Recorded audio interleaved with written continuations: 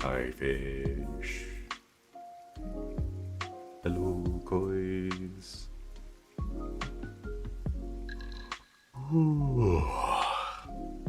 Oh man. Hello, hello. Konnichiwa. I went ahead and I posted the room code in membership community posts. I can only have 16 people, so it'll be first come, first serve for now. But I'm not planning on going too long, so don't feel too bad. Konnichiwa, everybody. Hello. How are we all doing today? Oh man.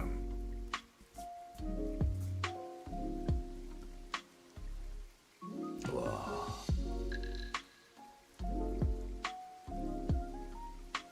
You're an early bird, must be late in your area. It's not too late. It's around like 6:30 almost. It's not too late. Oh, yeah.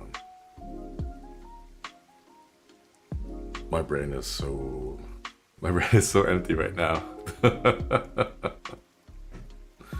with your recordings, thank you.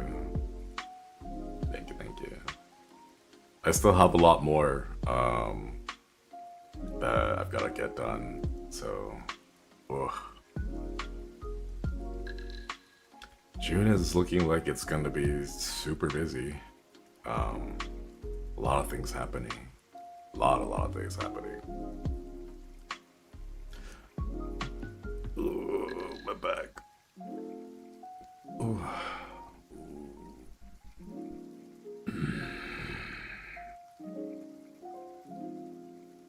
Man. I have good news. My paperwork has been sorted out. Or the biggest chunk of my paperwork has been sorted out, so I'm feeling pretty happy right now. Yeah. Made some onion rings? Yo, that sounds really good. I want some onion rings. I gotta get food that's proper, like, American style. I need to make like proper like beer batter chicken and onion rings. Oh, I'm missing out on that. I've been craving a burrito so badly. It's like the one thing that I really want. I want a burrito. Oh my god. Should I try making beer batter like onion rings here? The big issue with deep frying things for me is that I don't know what to do with the oil afterwards. Like, I know how to make it, but then afterwards I'll have this pot of oil that I just don't really know what to do with. And it's too much effort to like filter it out and clean it and all that and store it in a separate bottle. Oh, I should get a funnel at some point. Reusing it. Yeah. How many times can you reuse oil? Gotta get you an air fryer. I don't have space for an air fryer, unfortunately. Don't they have the paper to clean it? They have the paper. They have like the powder that you can use. You sprinkle the powder into the oil and it solidifies, and you throw that away. I don't know about cleaning it though. If it's disposed, my family puts it in a big jar that you can throw away eventually. I'm not sure what it would qualify under when it comes to the trash, because we have to sort out the trash very meticulously here in Japan. So I don't think I can just put it in a jar and then put it in with the regular trash, because the jar itself is glass recyclables. So I don't know. They don't have nice little pictures that explain like, hey, this is okay, this is not okay. But I'm a little happy because I finally got to cash in my tax return. And it's like, yay, I have food money now. I have more food money. organic into solidify. I think you can just toss it away in its own thing. But yeah. Oil solidifiers. I know they have it, but it feels like a big waste, you know? Like, I feel like I have to use up the oil plenty, like, enough times to the point where it's unusable, and then I solidify and throw it away, because I don't want to, like, make one batch of onion rings and then toss it, you know? No more porridge the month of June. I've been eating so much rice and oatmeal. I have another whatever soup going on. At this point, it's become perpetual soup again, because whenever it goes down, I just add more vegetables and water and boil it all up again. This one has been going on for about a week now. It's pretty good. I like it. I like the flavor. There's a lot of flavor in it.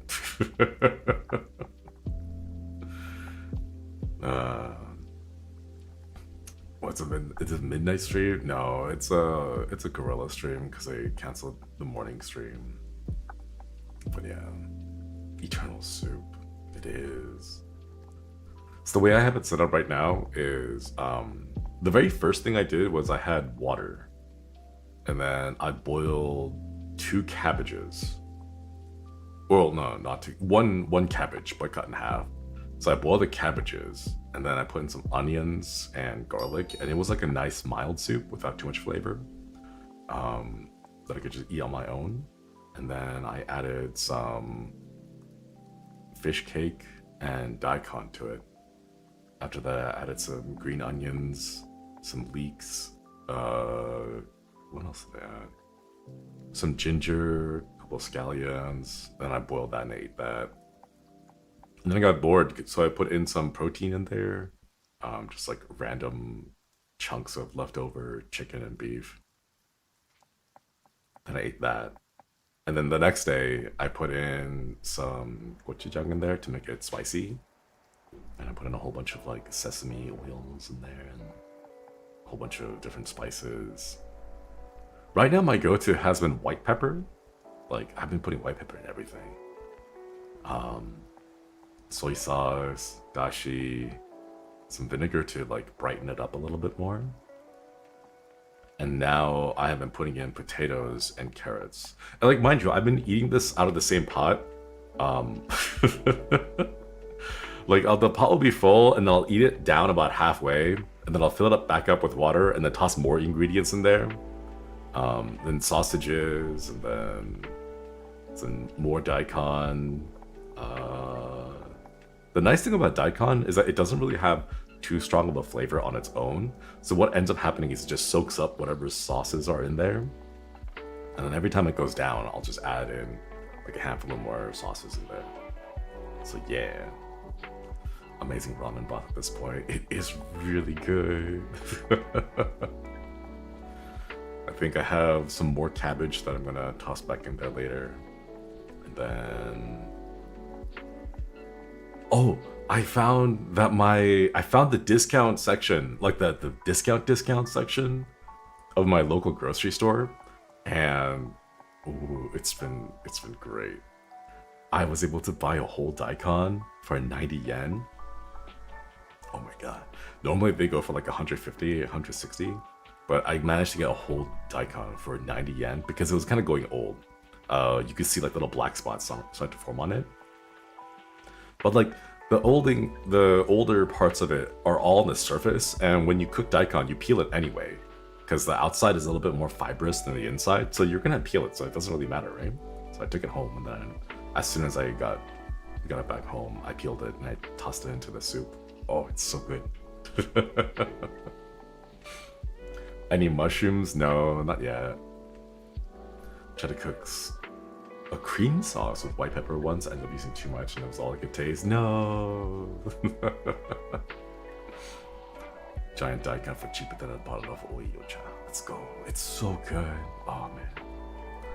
Pickled the daikon. I have 3 containers of various pickled daikons.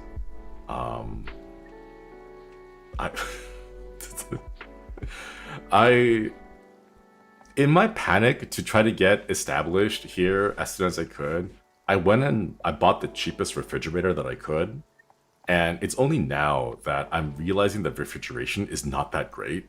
The bottom portion of the fridge area is super cold and it freezes things, but the insulation is not that great. So what ends up happening is the top of the fridge is actually kind of warm. So whatever food I put up there ends up going bad pretty quickly because it's not actually that cool. And everything I put in at the bottom freezes. And then everything in the middle is what like a refrigerator should be doing. So I'm debating whether or not I should just order a new fridge. But the way that I've been managing it so far is all the containers at the top are pickled foods. So like pickled or fermented foods that are fine without too much refrigeration because they're all like submerged in the brine. So right now the top of my fridge is all these like pickled cabbages, sauerkraut, daikon, celery, onions and carrots, and ooh, so good. I have a nice little selection. And then the bottom is just random like dairy products that keep freezing on its own. I have like a little container of whipping cream that I was gonna use and then I just didn't. But that's frozen whipping cream, so it'll stay good for a while, I think. I don't know. I don't know how long frozen whipping cream keeps. Is it brand new? Yeah, it was brand new, but it was super cheap. It was like $90 on Amazon. I don't know. I kind of want to... Part of me wants to go and just get a new one, but at the same time, that's like a lot of money to get a good quality fridge. So it's like, maybe I'll just keep this low quality fridge now, survive the next like year and a half, and then if I renew my lease at this current place, I will go and purchase a proper fridge so I can keep it for at least 2 years. Because it's like, it works. It works, you know? But yeah, I don't know. I'm in a point where it's like, okay, we gotta start budgeting. I don't want to keep spending too much money on these appliances, because right now I'm still kind of recovering from all the purchases I made to just furnish the place. At least sold them on the bed having. I was talking about this with Chihuahua Minute. I don't have a bed frame, but she mentioned that I should get a bed frame. And if not a bed frame, at least wooden like slats underneath it. Because without circulation, mold will grow on the underside of the mattress. Which is why I'm kind of panicking right now. Every single day I wake up, I will grab the bed mattress and then flip it over and like lean it against its side, against the wall, and then just run the dehumidifier for a little bit, just in case, because I don't know. By the time you see mold, it's too late, you know? So I have no idea how much it's already grown, if any has grown at all, which is a little scary. A second-hand wood frame, I don't know where to go looking for that kind of stuff. Good news though, I finally got my JP bank card. It's a cash card. I can't use it like a debit card, but what it can do is withdraw cash from it. So, yay. Yeah. Make sure to service the AC unit regularly too. It's kind of newish. They told me it was like recently installed, so it shouldn't be too bad. It does make a little bit of a whirring noise, but not too much. Oh, wait. I am a little bit excited though. In about a week, sometime during next week, I don't know exactly when it was because they gave me a range for the delivery date. Sometime next week, I will be getting my sound booth. Yeah. Oh, Dane, thank you for the Akasupa. I don't know what funds this is for anymore. Bed frame, fridge. Thank you for the Akasupa. Oh my gosh. Thank you. Can I get some hearts in chat from Akasupa? Thank you. It'll be one of those. good appliances last 10 years, that's usually a good investment if you intend to stay in a place that long. The thing is, the leases are only 2 years. And as nice as this place is, it is a little bit on the higher end of my like budget range. So I was thinking, just live out the remainder of the lease here, and then around the time when I have to renew, I'll start doing a little bit of apartment hunting again to see if I can find someplace smaller. But for now, it's manageable, but it is a little bit higher than I would like to, pay for the rent. Is it the purchase you and Haka talked about? Yeah. Our places we're not allowed to bring the giant booth, like the super heavy duty sound booths. So I got one of those like self-assembled sound booths, and I have a couple of sound panels ready to go already that I can like slap on the inside of it. So hopefully it's not too difficult to assemble, because I'm getting the pieces of it.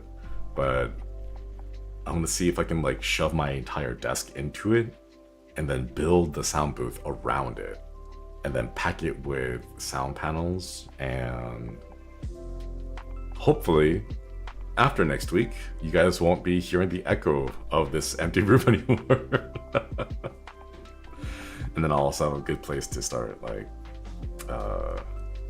I'll be able to start recording voice packs and recording like my songs and everything without having to go into my bathroom and like shoving all the sound panels up against the walls of the bathroom. And then hopefully my workspace will be sound treated enough with the sound booth that I don't have to keep using the bathroom closet, the toilet closet. No iron lung perms, no, sadly. You hear the echo of your soul.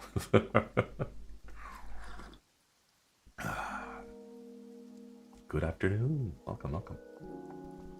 Toilet VP, never.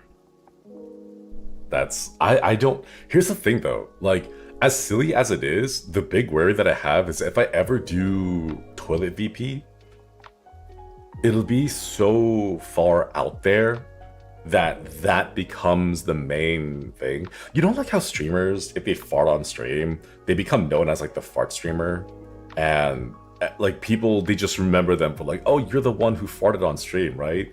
And then like it attracts like a whole bunch of people who come to your streams expecting to hear more farts.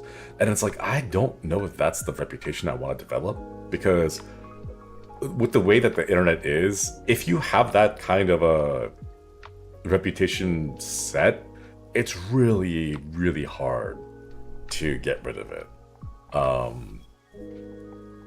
Yeah, unfortunately become the toilet VP guy, right? Even if you do it like just once as like a batsu or like a punishment or whatever, well, I don't know, like if you're a Twitch streamer, you can do like those like huge subathon goals, like 5,000 subscribers and I will fart on stream. Like even if it's like one of those things, it becomes the thing that gets clipped and then shared around, and that's the reputation you get stuck with forever. So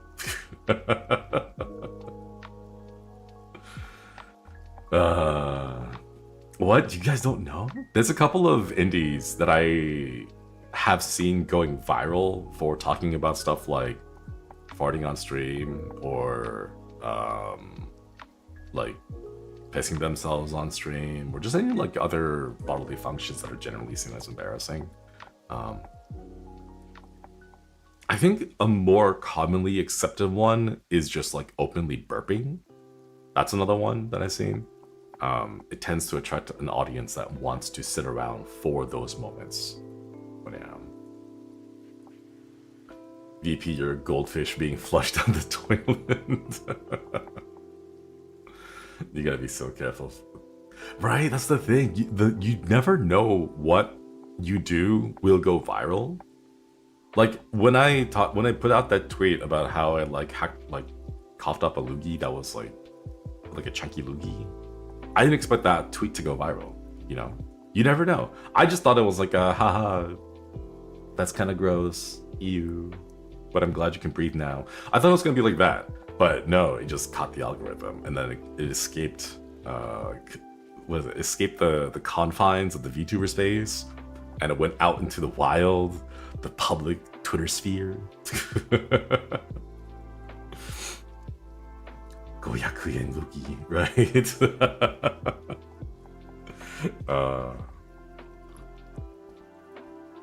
The 500 yen coin is fighting with your glasses as they tweet. Oh, that's right, my glasses.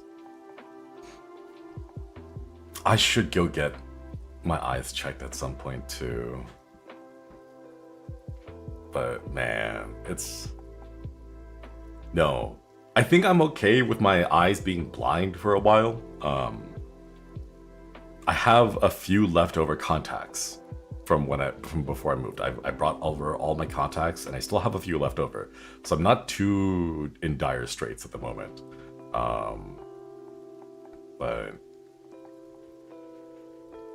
at some point I should. I think right now, after I get all my other stuff checked out, I'm gonna go look for a dentist. I think that's gonna be the next priority for myself. Because I really do need to get seen by a dentist here. But yeah. How few? I have about a month and a half left. I have like a month and a half left of contacts, but that is if I use them daily. If I don't, then I can stretch it out for a little bit, because most of the times I'm just wearing my glasses when I'm indoors, and I only wear my contacts when I go outside. But yeah. Are eye checkups covered in healthcare in Japan? I don't know. We're gonna find out when we go. Could survive accidental one-day blindings too. At least one day. At least one. Yeah. How long are your disposable contacts? The ones that I have are soft lens contacts, not the hard ones. So they're designed to be used for up to 2 weeks at most, and then you're supposed to dispose of them. But I don't. I just keep using them because they keep working. You know, like until they tear and they start causing irritation, then I'll toss them. But otherwise, I'll just keep them. Chappy Bar, thank you for the gifted memberships. Thank you. Get some hearts and chat for the gifted membies. Man.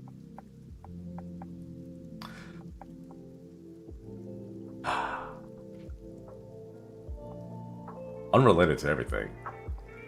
How have you guys, did you guys enjoy Flayon's outfit? I was low-key hoping for my outfit to be ready by my birthday, but it's not looking like it will be. It'll still be a while, so I'll probably debut my next new outfit in like at the end of the year, probably. Hope you find your thing, guy, pronto. Thank you for the super, Larry. Thank you. He's so beautiful. The craziness between Haka and Flayon's new outfits.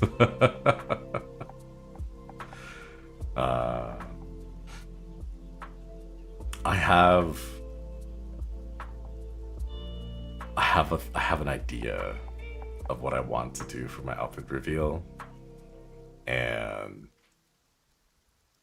I feel like all of us, at least the ones who have outfits left over, I think we all decided to just kind of go all out with it, knowing that this was going to be our last one.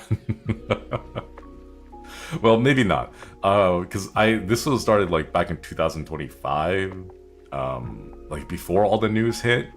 It was one of those like, you know what, like why don't we go all out? And it just happened to also line up with the fact that everything's been downsized. It's like, I guess it does line up, you know, use up all the leeway that we have when it comes to the new outfits, and hopefully it's good. Hopefully it's good. Where's the maid outfit? God. The big issue I have with maid outfits is that I don't think I'll look good in a maid outfit because it'll be too solid of a simple color. You know? Like, how to describe this? It's hard to show. Like, I think maid outfits look great in motion. It's hard to display the vibe that I would like with the maid outfit if all I'm doing is just standing still in a neutral pose with my arms at my sides. It's very difficult to convey that if it's just like man standing emoji, you know? Like, that's the hard part, because like I could get an outfit, it could look amazing, but it'll just be man standing emoji. And like, I won't be able to do the little twirl. I won't be able to, like, you know, walk around and like have the floofiness and like the airiness and have it like, you know, fluttering in the wind. I can't have any of that. So like, that's the biggest issue. Like, have you guys seen the artist on Twitter who draws like skateboarding maids? That's their entire thing. They just draw maids in maid outfits, just skateboarding, right? And like, you can see the cool motions, like the dynamic flow of the dresses and everything. Like, oh, it looks so cool. But then if it's just standing man emoji, you lose all of that, you know? So like, that's the biggest issue for me. It's just, I have to come up with an idea and a vibe that I'm looking for that fits standing man emoji, you know? It's so difficult. The untwirled Shinri, right? It'll just be like, yeah. But yeah. So we gotta get Jin made 3D model then. I will say, while it is very difficult for us to use custom live 2D models, for some reason, it's okay for us to use custom 3D models. So if anyone does have a 3D made Shinri like VR chat model or like a VRM or something, what was the file format again? I think it's VRM. I think it is VRM. If it's a VRM file, I'm pretty sure we'll be able to use it. But yeah. How many polygons? At least 2. At least 2. Gerard did say he was interested in commissioning a third outfit in 3D. Oh, that'd be kind of cool. I wonder how expensive that would be though. Well, the thing right now is, we don't really know all the things behind everything.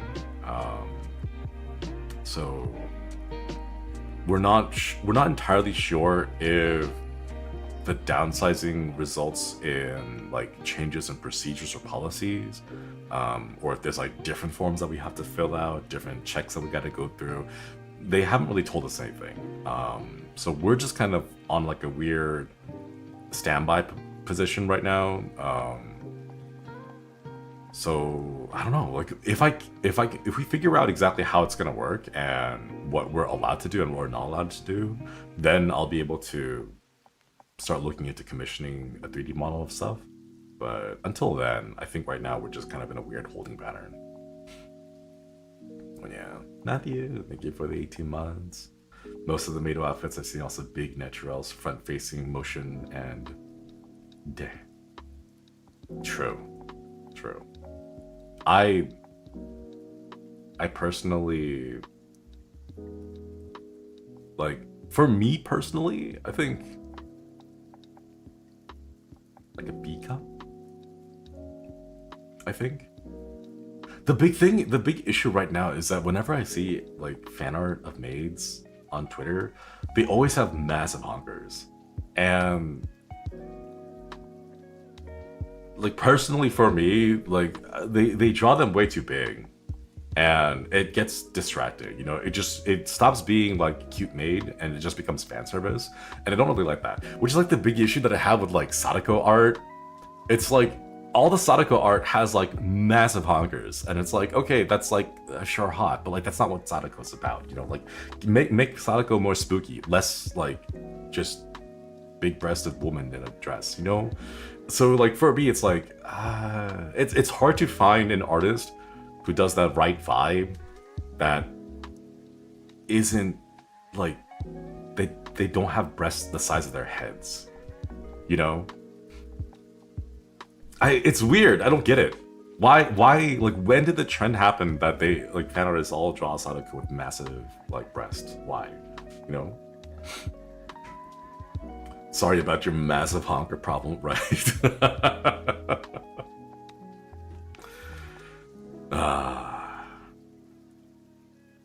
I should have commissioned a magical boy outfit. I wonder what that would have looked like. Like, keep my physique as it is right now, and then put me into a magical sailor outfit. I'm pretty sure there's like at least 2 animes, mangas about that. Like, I wonder what that would have been like.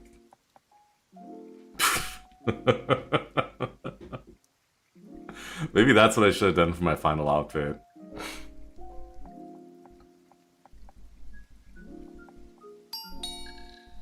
Ooh, like a... what's it called? Zettai Ryoki? Absolute territory? But just like... thigh-high socks. And then shorts? But not really like short shorts, more like... sailor shorts? How'd that look?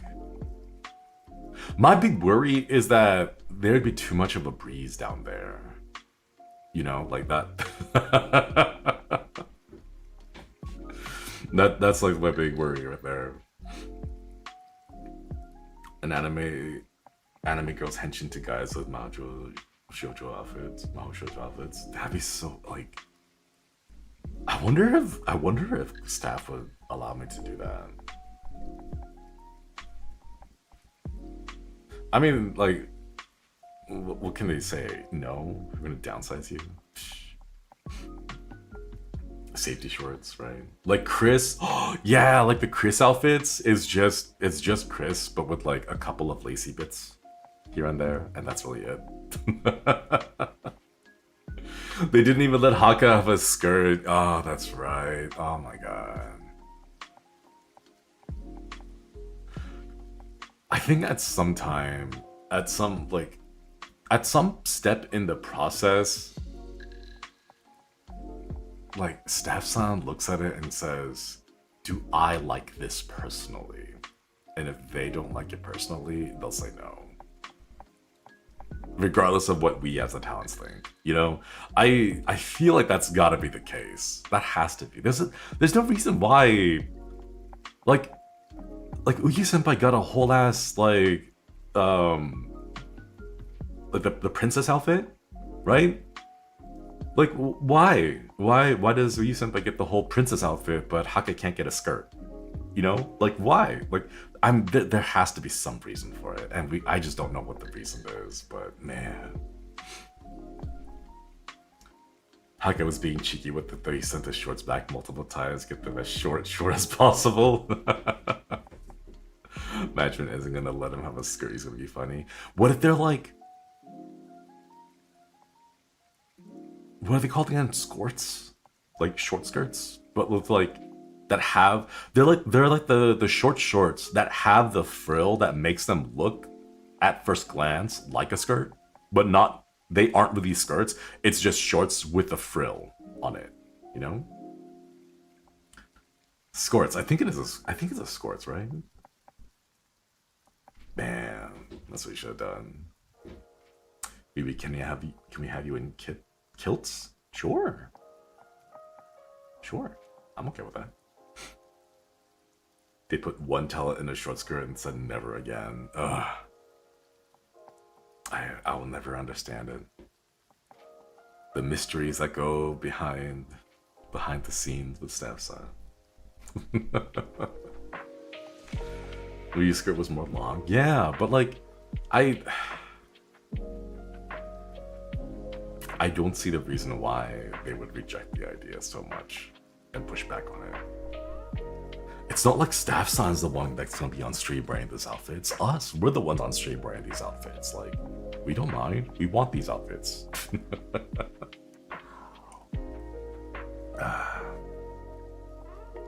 But yeah, I saw Flamelons too. It looked really good. Man. The whole what is it a sword? Is it like I'm gonna be real, when I saw the weapon, my immediate thought was actually a keyblade. It looked like a keyblade to me in my brain when I first saw it. I was like, is that a Kingdom Hearts thing?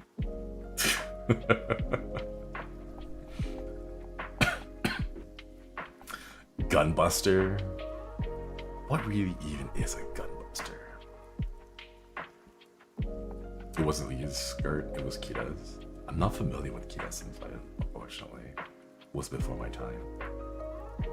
The gacha game loading markup screen. Maybe that's what I should do. Maybe for my outfit I should go commission some artwork of that. A new loading screen. Maybe? I kind of like my loading and ending right now, though. I really like the vibes that it has. Man. Okay, if I were to commission a 3D model, it would probably be this outfit. I think this outfit would be the one that I would get the 3D model of, so that I could go and film myself doing setting up the opening and closing videos the way that I want to, the way that I envision them. I think this one might be the one that I get the 3D of. But I don't know how expensive it's gonna be. I feel like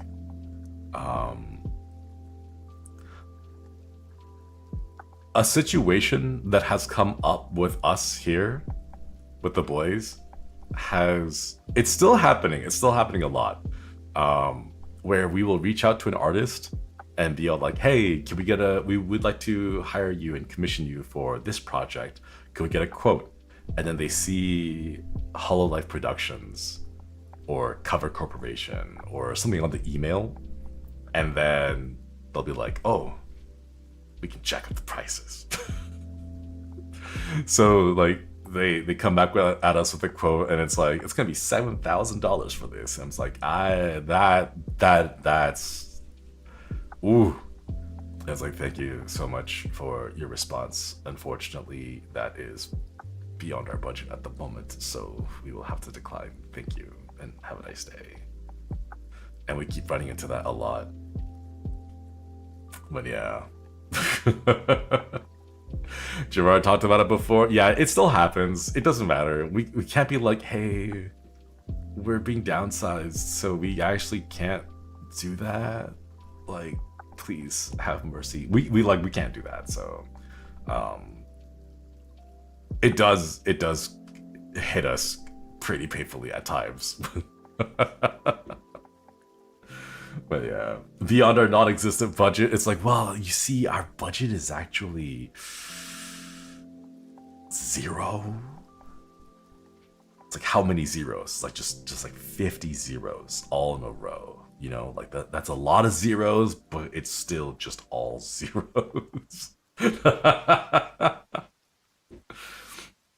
We're HOLOSTARS, please, right? Is that going to be the legacy now, moving forward? Man. The budget of a stick of gum and some change. Maybe a paperclip and some pocket lint if we're lucky. But yeah.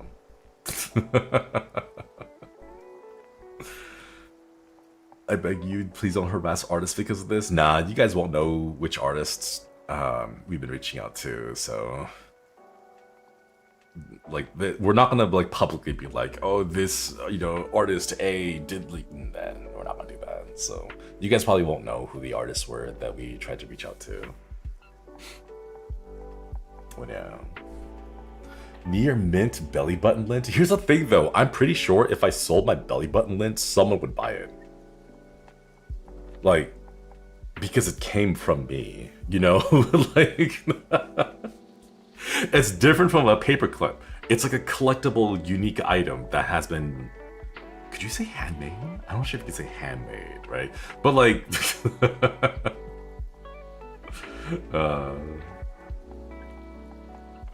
belly button algae. It would be moss, not algae. Moss. Okay, this is what I'll do. If this Holostar thing doesn't work out, I will lie down and then have all the kois come by and like spritz water on me, and then I'll just bed rot. And while in the process of bed rotting, I will grow moss on my skin. And then after enough moss has built up, we can scrape it off, package it, and sell it. That's what we'll do.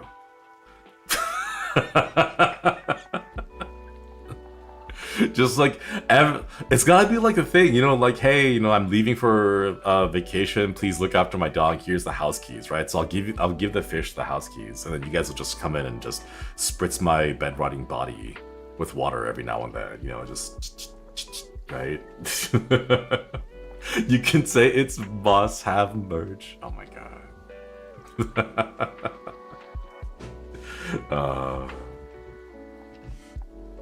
Marimo wiwi. Wait, that'd be really cute though. A little marimo ball made out of moss growing on my skin. I wonder how long it would take though. Like a month? At least? Maybe a month? Going here from checking for mold to actively growing it. We have to cultivate it, you know? Gotta pick and choose like the right molds. What I'll do is I'll take cotton swabs and I'll swab my entire body and my room, and then I'll culture the bacteria, right? And what I'll do is I'll look specifically for white, blue, and orange bacterial cultures, and then use them to draw like a puniko in a culture jar, like a petri dish. And then once the moss grows, I'll encase it in resin, and then I'll sell those. It'll be like puniko moss culture grown from Shinri's body bacteria. You'll always be the right mold for being Shinri. I don't think you know what that means. But hey, Haka. I'm not sure, what do you mean by that? What do you mean by that, Haka? Lower your podcast gig so that you can bed rot and stream while mold maxing for funny. Sprinkler. Have a sprinkler regularly to moisten the air for moss. Oh my god. Not mold maxing. Oh no. Thank you for the super though. Thank you. Can't do nice shit anymore. Nope. Not anymore. Organic body-based belly button lint now on auction. SB $200 minimum. Starting bet is $200, minimum $10 increments.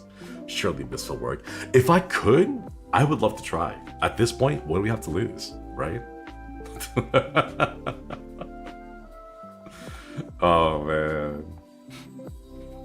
I think I do remember seeing a couple of medical journals, entries, where someone had actually let their body necrose and grow like fungus and stuff on it. It looked really gnarly. Everywhere in this world. Is this what they mean by a man of culture? Yes, man of bacterial culture. Hell yeah. Oh man, I can like pick and choose like specific ones, like here's mold from the kitchen, here's mold from the bedroom, mold from the toilet. Man. Holy shit, like a real life parasite. Yeah! With little spores. That'd be kinda cool.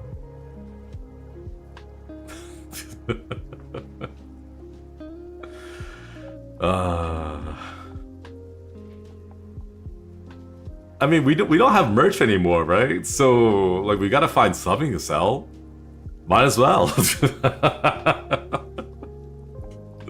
Staff said, you did this to us. This is... Look at what you made us do. Oh man. Actually, speaking about that, I know some of the other boys have merch.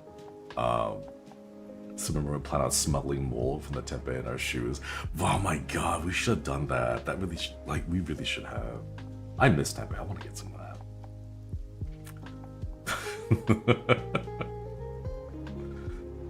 Some insects and beetles do eat mold. I'm sure rubbers would like that. I think it could work, right? Like some mold is tasty.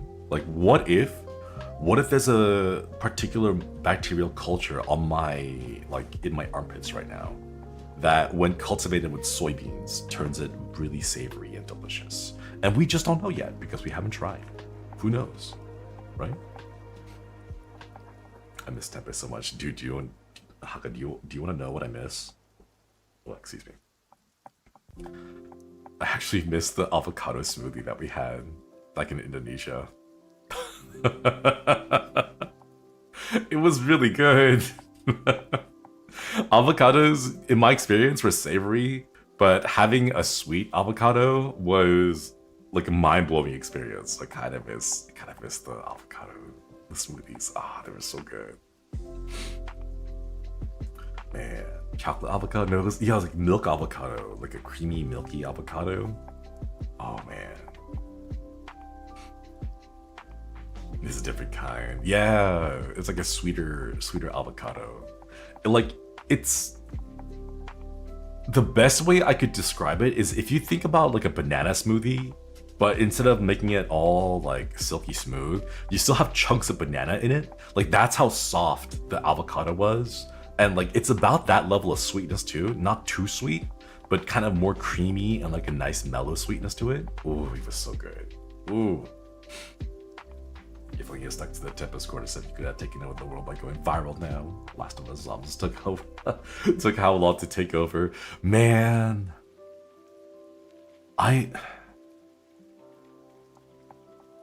If I could get... Well, no, I would need a proper facility. If I won the lottery, I would get like a bio-research facility and I would learn to research cordyceps, but specifically cordyceps that infect people, not turning them into clickers, but turning them into starmen, so that they will have this compulsion to tune into our streams and watch us. That's how we'll do it. We'll take over the world by using cordyceps fungi that specifically... You know how like there's that virus that cats have? What's it called again? I forget what the virus is called.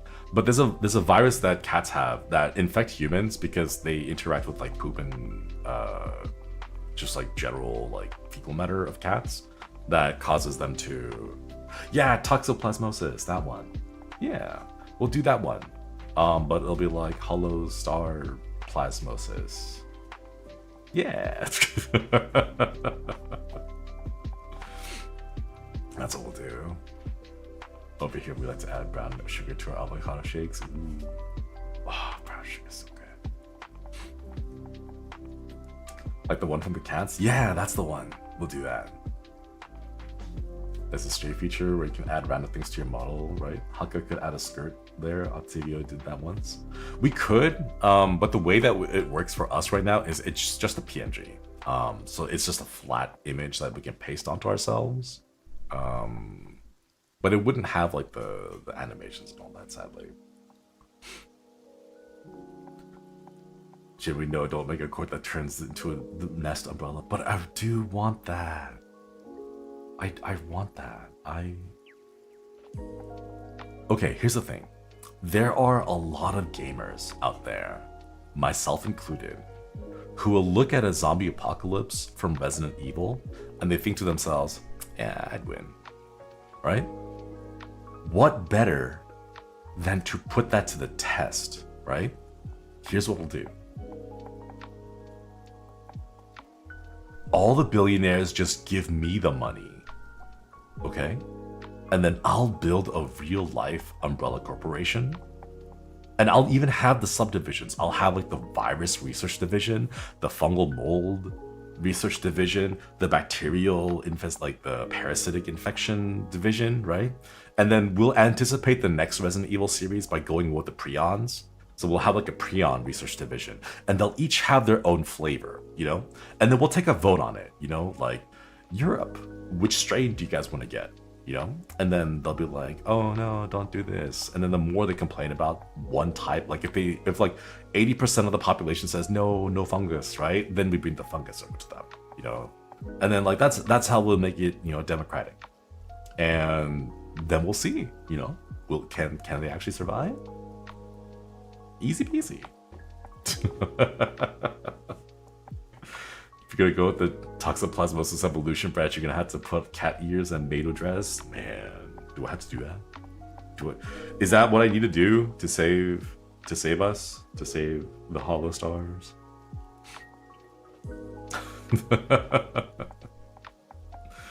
There's a disease called KSD, Quay Sleepy Disease.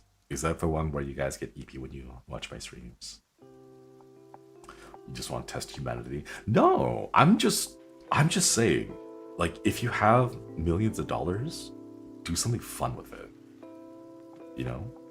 And I think that's kind of fun.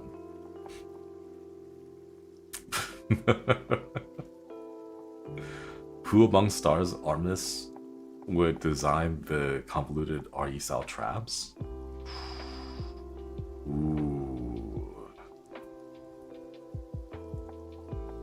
It can't be me, because I'm too practical. I would get frustrated trying to come up with like, if I were to try to come up with puzzles, like Resident Evil style, like, oh, you have to go to this section of the mansion and then solve this riddle that's engraved in like a brass plate with these 3 statues, and then you take the chess piece and then you bring it over to this other chess board on the other side of the mansion, and you have to make like 2 moves properly and it'll unlock them back. That's too much for me. That's too much. For me, I would probably just have like,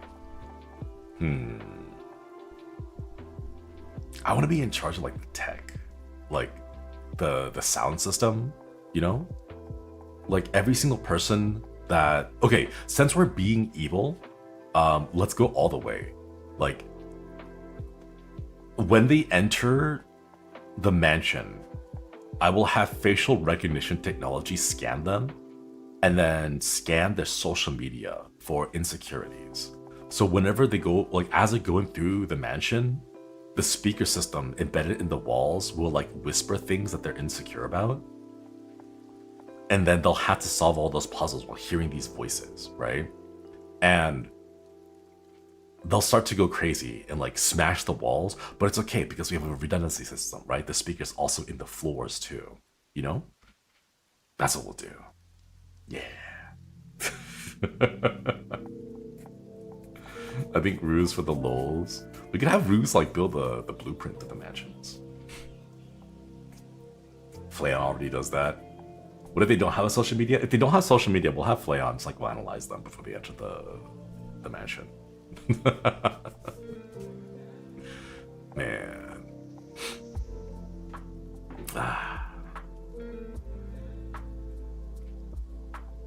There's so much stuff you could do if you had that much money, you know? Leon, do you remember that cringe thing you posted on MySpace in the 9th grade?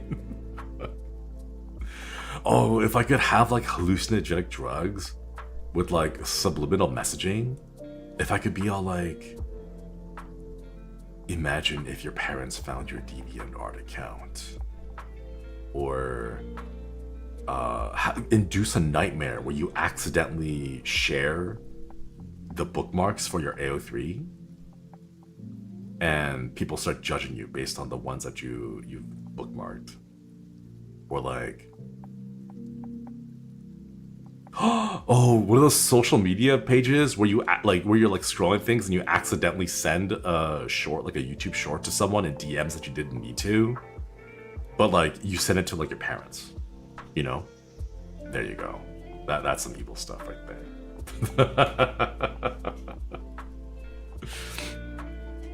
Oh man, why did they make it so easy to accidentally send DMs to people? You know, like, I get the whole point of like sharing stuff, but like I don't want I want there to be multiple steps between seeing a YouTube short and then accidentally sending it to someone, because most of the times I'm just kind of like mindlessly scrolling, like I'm not really even thinking about it.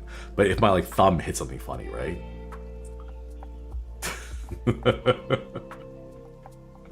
Random idea, but I also want your opinion. What Spider-Man villain would fit you?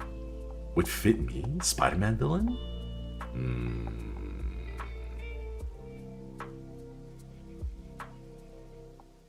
Paste Pot Pete. The guy who has a bucket of paste and he sprays people with it. That would be my villain.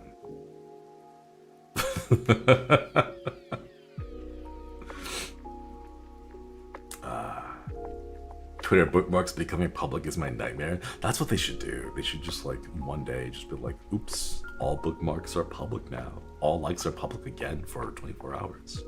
Just to see, you know?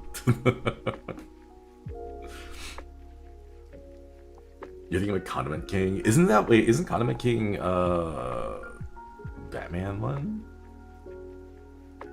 I don't know, whatever those two.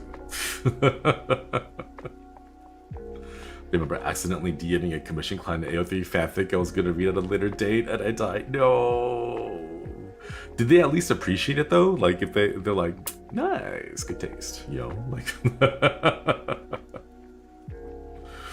wow, that's a real dude. All right then. Yeah, that is a thing. Here's the thing though. Like I don't want to be a supervillain in like a well-known type of way. I would like to be like a silly villain that will like pop in as a cameo here and there. And then people will look at me like, what does he do? And then it turns out that you're doing a lot of stuff behind the scenes that just aren't serialized in comics.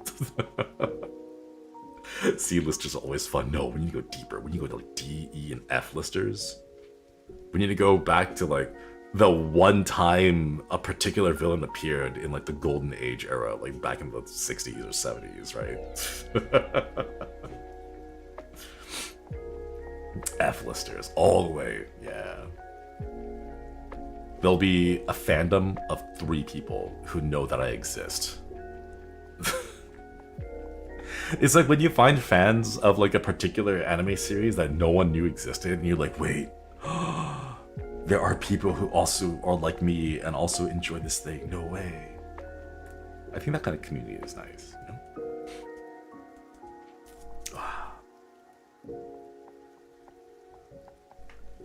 And the editor is turning into a dark villain for an event. Or you get super lucky and you get hit with the spot treatment in Spider-Verse movies, when you're like, wait a minute, he's actually horrifying and terrifying if you know how to use the power right, you know? You can get that kind of treatment. Man.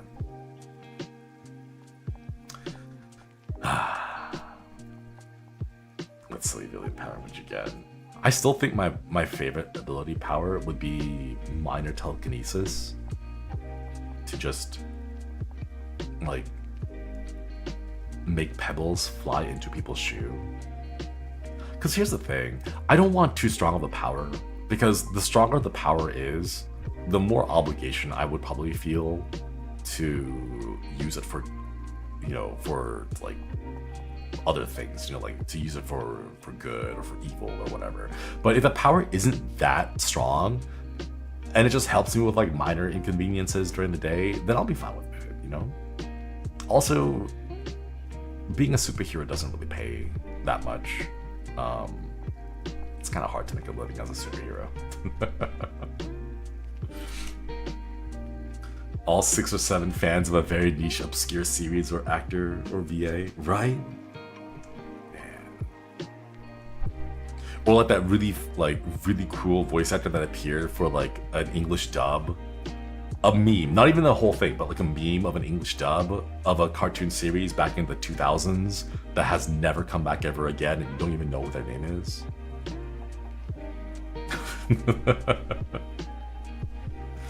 Telekinesis, but you can only lift as heavy as you can physically lift. I think even like half of that You know, because my go-to example is whenever I wake up in bed and I realize my phone has fallen down between the crack of my bed and the wall, and I don't want to like get up and physically shuffle the bed over to reach down to it.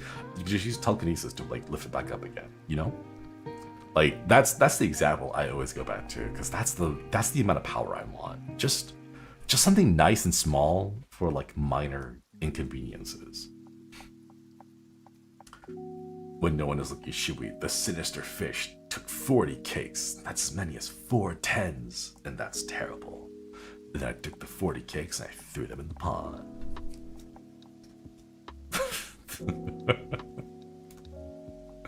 I would like 40 cakes. That would put me in a coma, like a food coma. But man, I could go with the cake right now. Would your telekinesis be based on weight or based on distance? I want to cheat and say like there is no distance. So that if I see something on TV, I can just be like, "Hey, your shoelaces are now tied," and then they would trip them. But that'd probably be too broken, you know. And like telekinesis of any kind is pretty dangerous, especially if you know human physiology, because you could just be like that one little vein that leads up past your neck. I'm just gonna go compress that for a little bit longer than I should. You know, like it's too easy to become overpowered. If you're like just a little bit more creative, you know. Katana zero the ability since you could try as much as you want before you act. On one hand, I can understand that, but on the other hand, I kind of like making mistakes. Like, I feel like I should have made more mistakes when I was younger. I was too afraid not to make any mistakes, and it's led me to, like, the perfectionism aspect ends up becoming more of a detriment overall than helpful, you know? Like, just to be able to rewind time and redo, like, for big major events, I can think about that and be like, yeah, I can see that, right? But like, if it's a power that I could use regularly for a lot of different things, I feel like it would just become too much of a drive to be perfect, you know? Like, it would become an obsession to become perfect, and I feel like that's a lot of like psychological pressure that I don't need on myself, you know? There's no awkward social interaction that makes you want to save scum.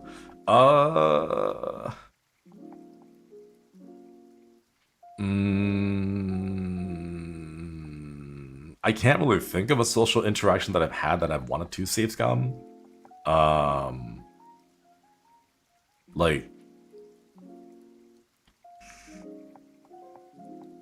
I don't even know what I would save scum for, you know? Like, if I just send a DM to someone and be like, hey, I really enjoyed that thing that you did there, and they're like, haha, yeah, thanks. You know, and then like there's no follow-up, I'm like, all right, cool, like, whatever, you know, like I just wanted to say thank you to them. So like, I don't know, like what would I save scum in?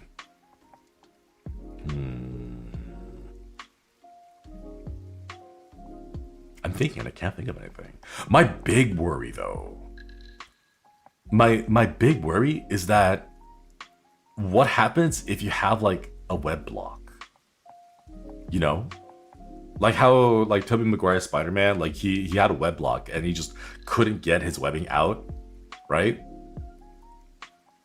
What happens then, right? So you're so used to save scumming, and then you do something really terrible, and then your powers just stop working right there. Whether it's because of like a psychological thing, or they run out, or you forgot to recharge your mana or whatever, right? Like they just stop working. And then like you completely messed something up. Because you thought, oh, I could just rewind at any time, but then like your power runs out or stops working. Like, what then, right? Like the Groundhog Day thing. You never really know when it's gonna keep repeating. And at some point you kind of get complacent with it. But what happens if you get too complacent with it and it just stops working one day, you know? Like, what happens then? Then you completely messed up, right? That would imply you having social interactions regularly. Yeah, I don't really have that many social interactions. I DM a few people every now and then whenever I have something to say, but if I don't have anything to say, I usually don't message anyone. Yeah. or where's the power becomes uncontrollable, like in the game, and you get stuck in a loop. If you got stuck in a loop, though, would you notice?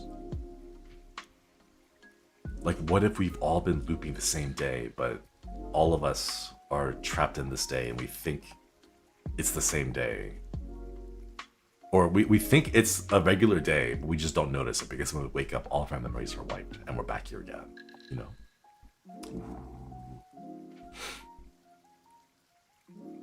JO crystals. What do they do? Do they just glow? I've seen the meme about the JO crystals, but like I'm not sure what they're for. Like I don't know. What do they do? Chat, tell me. What are they supposed to do? They store positive energy? Is that it? I mean, you can store positive energy in pretty much anything, right? I mean, knowing, in my experience, any JO crystal that stores energy would just make people sleepy. You would like, taste the power of the JO crystal, pew! And then they get hit with it and they're like, oh, I feel super sleepy all of a sudden, I'm gonna pass out. You know, like, it would just be that. You know, like that would be the only energy they store.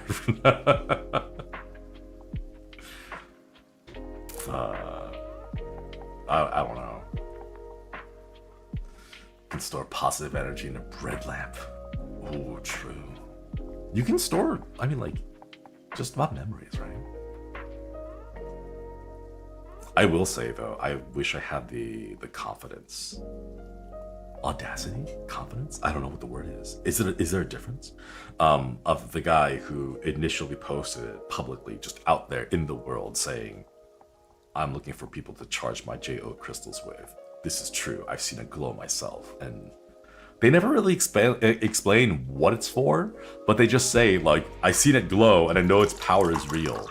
But then they never really take the time to explain what that power is or what it does. And they're just looking for people to charge it with. And it's like, all right. Craigslist is wild, right? Like the cloud card release, but it makes you satiated. I'm gonna be real though, sometimes you have those moments where you're just like, let's just skip everything, just skip to the reward, you know? Like you've had a long day, you're just tired, you just want to like get your mind off things, but like at the same time, like I'm too lazy for this right now, like I don't want to put in the effort, so like just skip all the way to the ending. Like that would be nice. I'm not gonna lie, like if you could just have that, oh, excuse me, if you could just have that as like a button. What happens if they have too much and positive energy? They become a Care Bear. They take the JO crystal and then they embed it into their chest and they become a Care Bear and they blast people with Care Bear magic. Tempest themes crystal when.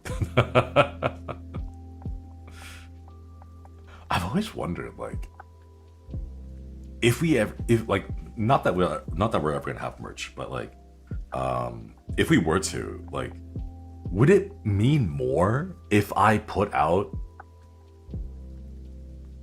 a gem that was like orange and blue?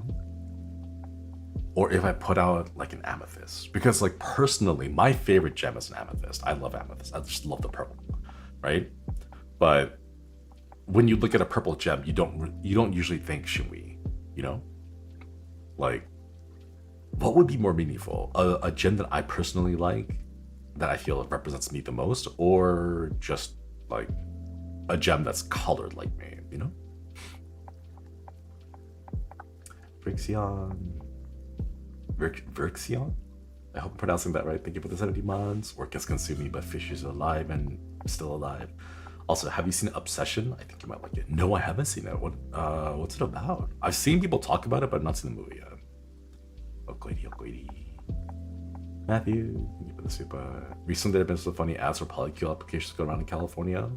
All the greatest hits of red flags for days. Ah, man. That's impressive, I would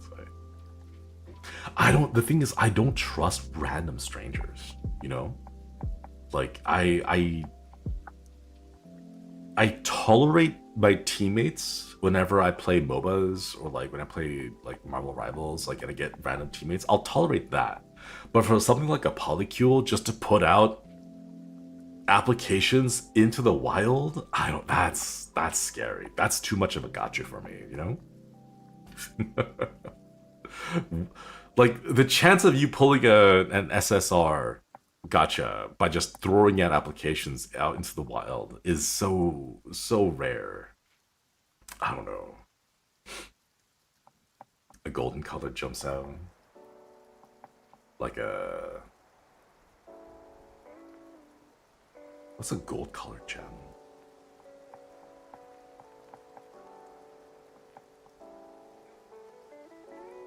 My brain's not working, I can't think of one. I don't know. They're going through interviews, imagine that. Like, imagine interviews, imagine a group interview. And then, like, you go through like 6 different interview stages. A topaz? Isn't topaz more yellow? Amber agates? Oh, agates. Yeah, agates are pretty good. Or like, what's it called? Like a cat's eye? Agate? The one that's kind of like brown and has like little like brown streaks on the inside of it. Tiger eye, cat's eye. Ew, tiger eye, that's the one it's called. Not cat's eye. Tiger eye. It same thing. Same thing. It's like feline. The eyeballs of the feline. Tiger eye, yeah. Maybe they're looking for a platonic polycule friend group. Even that, I'm still so sketch about that. Like, do you guys remember back in like 2021 when VTubers were popping off and indies were popping out all over the place, and they would like, I'm looking for an indie VTuber friend group, and it's like, I got so wary of it because it's they were forming friendships that seemed to be ride or die based on nothing but the sole fact that they commissioned the same artist. You know, like, oh, we're art siblings, therefore we need to collab. Or like, you know, like, oh, our rigging papa is the same, so we're brothers. And for me, because I am from the ancient times, you know, I'm from the late 1900s. The way that I saw it was, these are still strangers online. I don't know who they are. I don't know what personality they have. I'm not sure about their goals or intentions, whether or not they want to treat VTubing as like a hobby that they do on the side, or if they want to take it super seriously, or if they're going to be super jealous of like someone's performance, you know, and all that kind of stuff. I know nothing about them, but I'm aware that that kind of mindset is an older unk mindset, as the kids say nowadays, because I was growing up in a time where people online were strangers, and we kind of kept them as strangers, you know? But nowadays, I feel like it's a lot more open, so people are like, I'm looking for VTuber friends, and then they make a Discord group, and then like 8 months later, a Google Doc pops out, you know? It's like, oh my god, wait, is that a thing? Like a Google Doc pregnancy, like after 9 months of a failed friend group, out comes a Google Doc, and then they break up, like oh man. Oh yeah, I just remembered, one of my friends said that court opinions and complaint filings are the legal version of a Google Docie, because they will include like screenshots and emails and example photos and be like, this person, look at what this person did. They said this and that, whatever. We told them to stop it, but they kept doing it. Here's proof. And it's like, oh my god, why'd you have to frame it that way? Now I can't unsee complaints as Google Docies.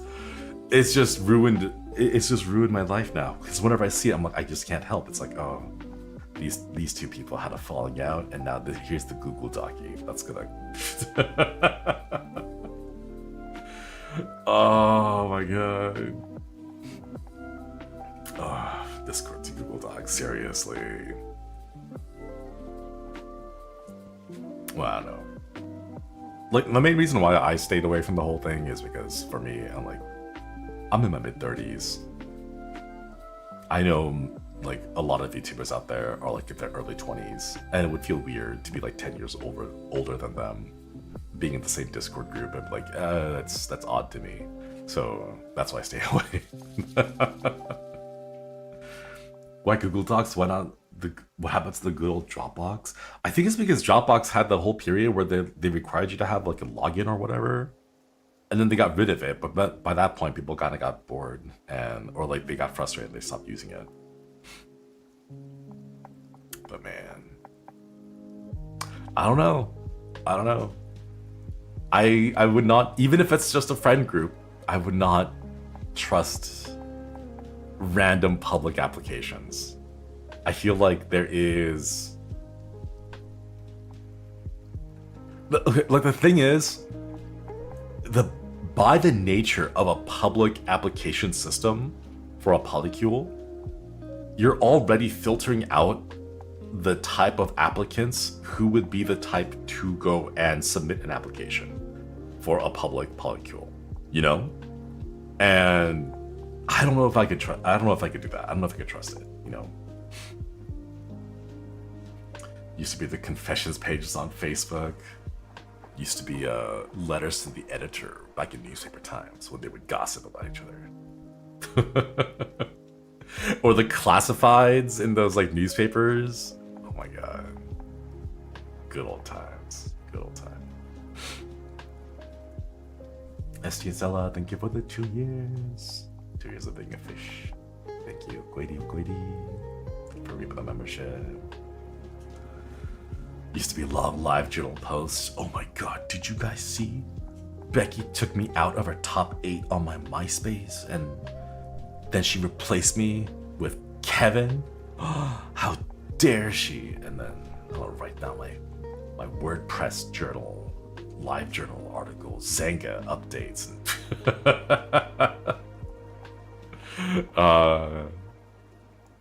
I miss the times the internet was like that. Can we go back to those times? I hate Reddit. I hate Twitter. I hate, like, let's just go back to the good old days, you know? Do you guys ever have, like, I'm sure if you're old enough, you've seen friendships, like, lifelong grudges being formed, friendships being destroyed because of the stupid top 8 thing. The journals and blogs, yeah. I'm happy though. Most of the stuff that I put up there are gone, long gone. Either deleted or just lost to time. Anime forums. I don't know. I haven't found a good forum recently. Like, a few of the forums I've seen are more like advertisements for the Discord servers nowadays. Like a few of the forums I've been looking around for are like, hey, thanks for like signing up an account and leaving a comment, but it's not really that active anymore. Please join our Discord over here because you'll get like more live real-time responses and feedback. And like it just ends up being that way. And I don't know. Friendster Fallout, right?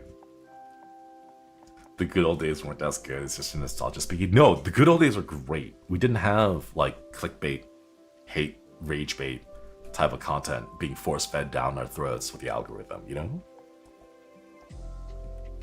We didn't... I want to go back to the time before the stupid pogface YouTube thumbnail, you know? Before people found out that, wow, this stuff does really well on social media, so we should start optimizing for clicks. Like, right before that all happened, you know?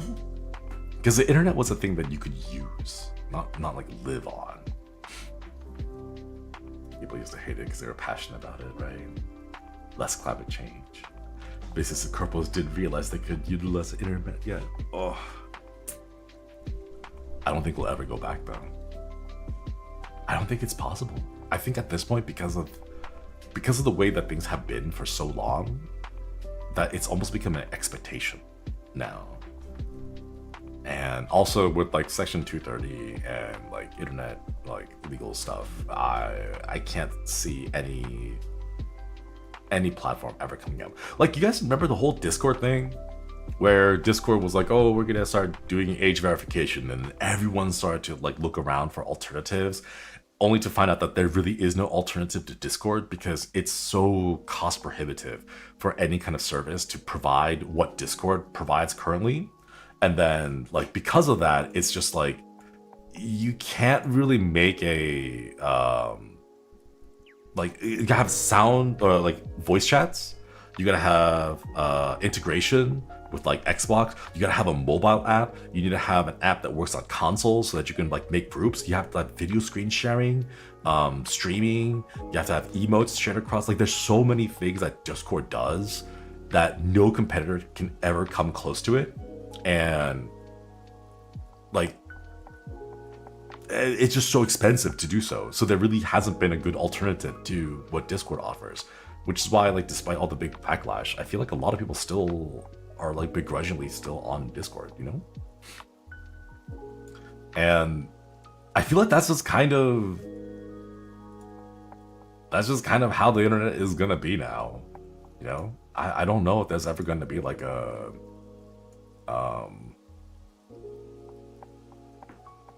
like an open internet that's you know doing what we want it to do. Shinri being too distracted for the spammer. Nah, I'm the one that banned them right now.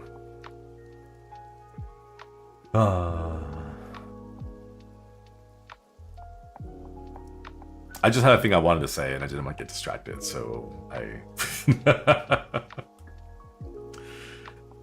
big fish, big bonk. Yeah. One of my favorite things to do whenever we get them is to time them out, but time them out on a really short time span. Because like, if I go to time out someone, a user, right, there's an option that lets me time them out for 1 minute. Because here's the thing, 1 minute is a little bit of a long time. Okay, you have to sit there and you have to wait 60 seconds, right? It's just a little bit of a long time, right? But it's not too long. So they'll sit there and they'll be like, oh, I've only gotten timed out for 1 minute, so I'll start spamming again, right? But in my mind, like, I'm already counting, and then I'll just ban them at like 55 seconds just to make them waste a little bit of their time. Because like, that's what spammers do. They'll just sit there, they'll spam, but like, oh, I can wait out a minute before I start spamming again, and then you hit them with the hammer afterwards. Time them out for 52 weeks. The longest I can time out someone is, hang on, I want to use them as an example. 24 hours. I just hit them with another 24 hours. You know what? Let's hit them with another 24. One more 24 hours. So that's a total of 48 hours and 5 seconds remaining, I guess. And then I'll just ban. Just outright. There we go. What's the longest time you timed out on YouTube? 24 hours is the maximum. Can't go any more than that. But yeah. And then permaban, yes. And then permaban. Give them a little hope. Exactly. What I wish I could do is I know on Twitch you can do this. But you can shadow ban someone on Twitch. So the mods and the streamer can see all their messages, but it doesn't show up on chat. And I love doing that. Because you can shadow ban someone and then you'll see them just spewing just frustratingly like the most annoying thing, right? And they're just shouting into an empty room. No one can see them, but I can see them. I can see their messages being sent to no one. They're just like spamming constantly. Oh man, I love that. It's really good. It's really fun. You can mute a chatter on YouTube. You can't really mute them. You can hide them from channel, which is basically just banning them because they can't interact with the channel anymore. There's no way to like mute like just like light mute. It's just like a ban or a timeout. That's all you got. Yeah, restricting. Exactly. I like. Is it kind of, is it a little sadistic? Is it sadistic? Is it the words? Is it like showing sadistic tendencies? If I like the idea of taking trolls and putting them in a little jar just to observe them, and like whenever they stop moving, I'll get like a pin and I'll prick them out a little bit just to see if I can get a reaction out of them, right? But I just want to observe them. I just want to like put them in a jar and then just watch.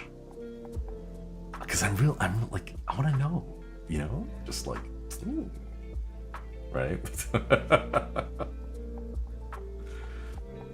Man.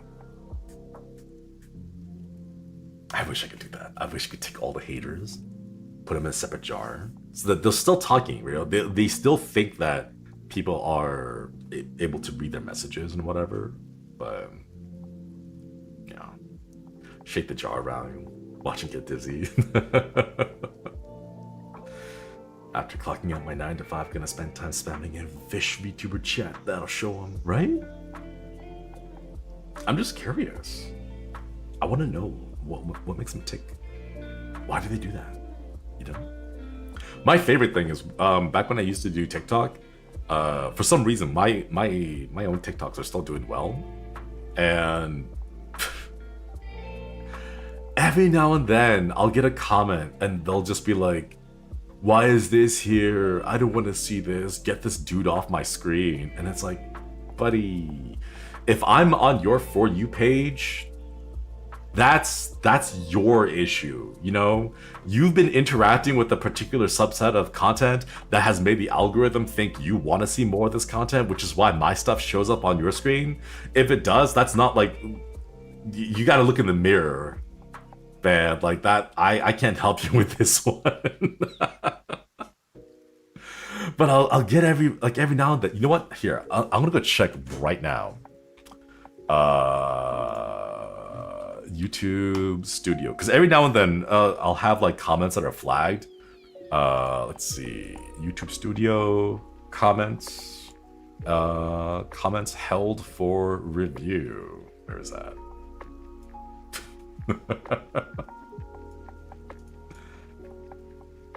Where is it? Where is it? Where's the button?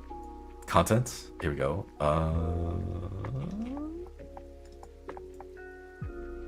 Where? What? Did they change it? Did they change the layout? Oh, here we go. Comments. Filter by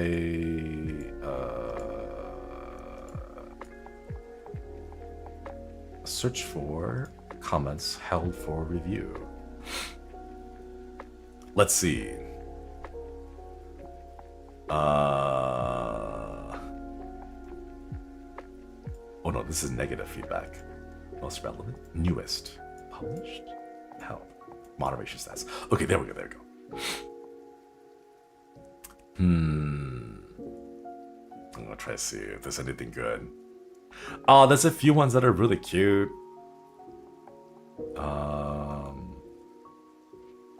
Why are these held for review? What the heck?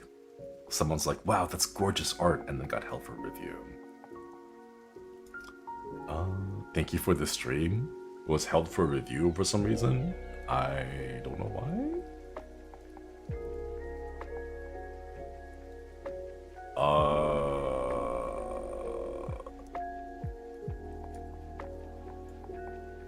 Oh, here we go. Offensive ones. Straight booba. Sir, your titties. You know what? There aren't that many this time. What? No, where's all the hate comments?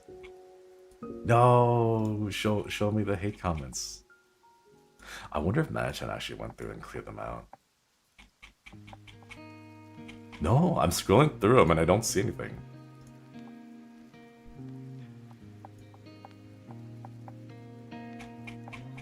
No, there aren't that many. Man. You don't really attract the crude viewers. No, it's not the crude viewers that I'm worried about. It's like the random people, like the normies that will like stumble onto my stuff and they'll be like, why is there some anime guy on my screen, you know? Hang on. I think I have a collection of comments on my TikTok. Let me go check out where are my TikToks? Comments held for review. Where is it? Let's check.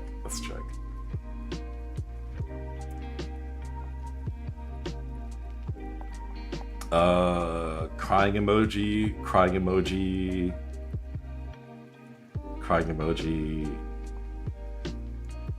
Damn, bro, how many cigarettes did you have to smoke to talk like that? That one's kind of common. This is so funny. Crying emoji. What's with all these crying emojis? Bro, you are not Darth Vader. You are not him. What? Have I ever done a Darth Vader impression? What? I don't think I've ever done a Darth Vader impression. Why? What? What? What does that mean? What is that comment supposed to mean?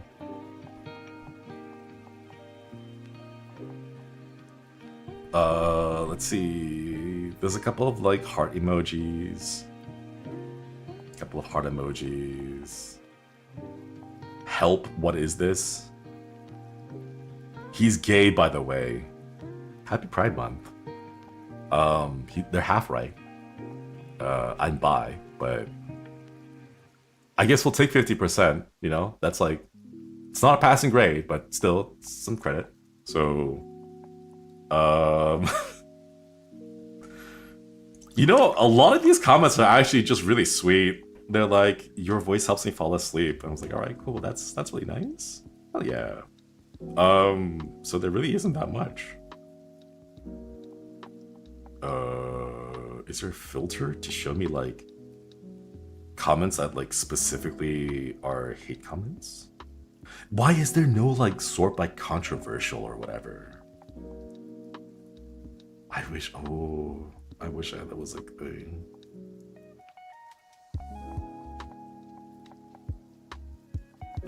You got me giggling, bro. This is so funny, help. Haha, with money flying emojis. One just says period. Just the word period. Sort by controversial? There's no sort by controversial on TikTok, sadly.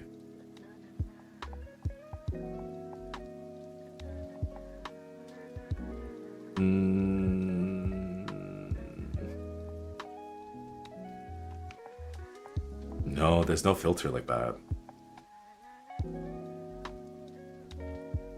There's a couple of people reposting. Asked you to join their bulletin board. I don't know what that means.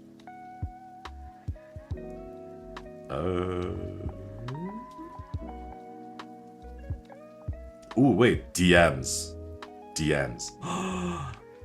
Why are you on TikTok? I'm supposed to be your GF from a bot account with 12 followers. Oh, gasp. Another DM that says ban me, bro. ZZZ. Okay.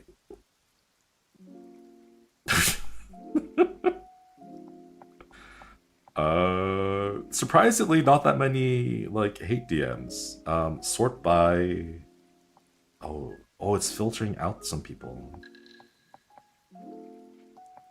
There's one DM that just says "I miss you" as an emoji. Oh. I haven't updated my TikTok in like years, so that makes sense. But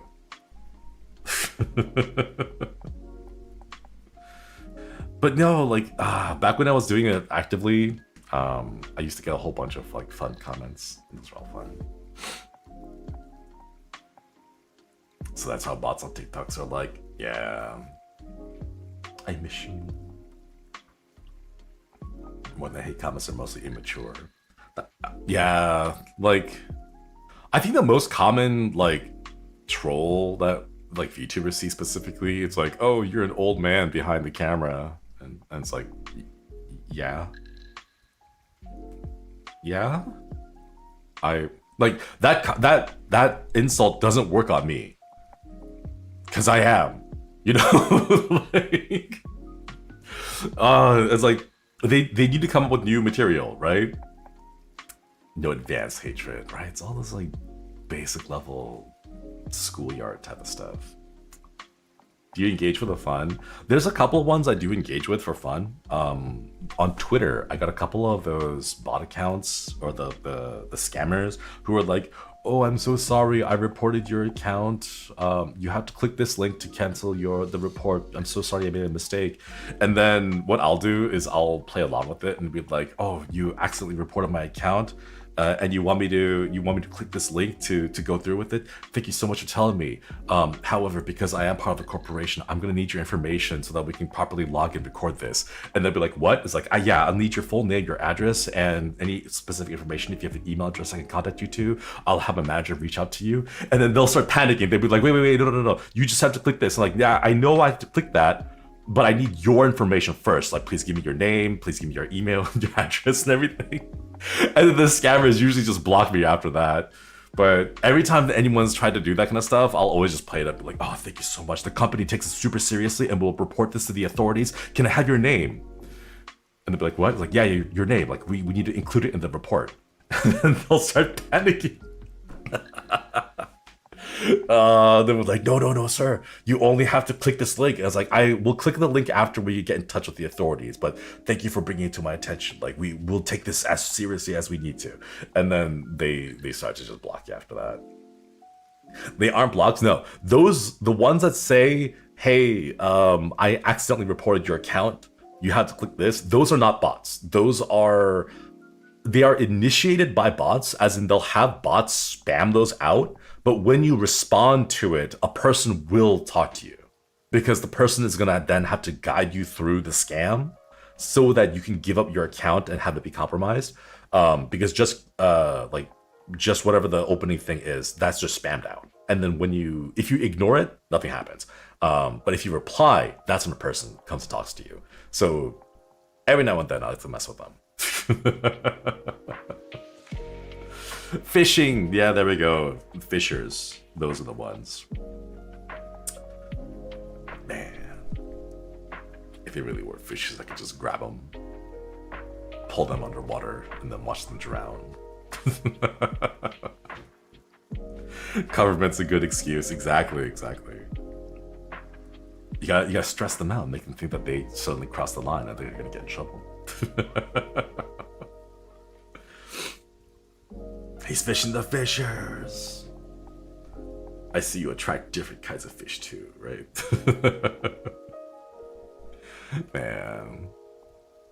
There was a time a long time ago when I forgot who the creator was. There's a lot of them now. But like back in 2017, 2016, 15, the mid-10s. Around the mid-10s, I think, is when like the Twitch streamers who will like hack the hackers came on. Like there'll be these like really smart programming people who like know all about like networking and stuff and like PC things, right? So they'll have like, oh, this is like Microsoft support. We have this thing about your virus on a computer, so you need to click this link and send us information or whatever, right? And then like in the process, they'll like reverse hack them and like tap into their webcams and stuff. Like I've seen YouTube videos about these. People have compiled. I'm not gonna lie, when I saw that, like there was a part of me that really wanted to do that. I really wanted to join in. I was like, I'm gonna study networking. I'm gonna start like reading books about like PC security just so that I can do this better than them. And it's so cool. The scammer appears on Discord. Accidentally reported you on CS. Please click this link. Yeah, that one, and I think the Mr. Beast 4 images scam. I think that one is pretty common nowadays. Don't click on things. I know some of the fish clicked on a link that's like 24 hours Josuiji Shima grunting moaning sounds, and then what it does is replaces your spacebar with the crying emoji. I saw that. Don't download suspicious links from untrusted sources, by the way. Make sure you can trust exactly where they're coming from. Just a nice little warning thing. You don't need to do a lot of scam baiters just use social engineering. You can do it easy. I don't want to social engineer them though. I want to. Okay, what I really want to do is I want to hammer and nail their limbs to a board and then watch as they try to crawl away to safety, but like the door doesn't actually lead anywhere. It's just like a door with an LED behind it to make it look like lights coming through the bottom of it. Like I want to psychologically torture them is the thing.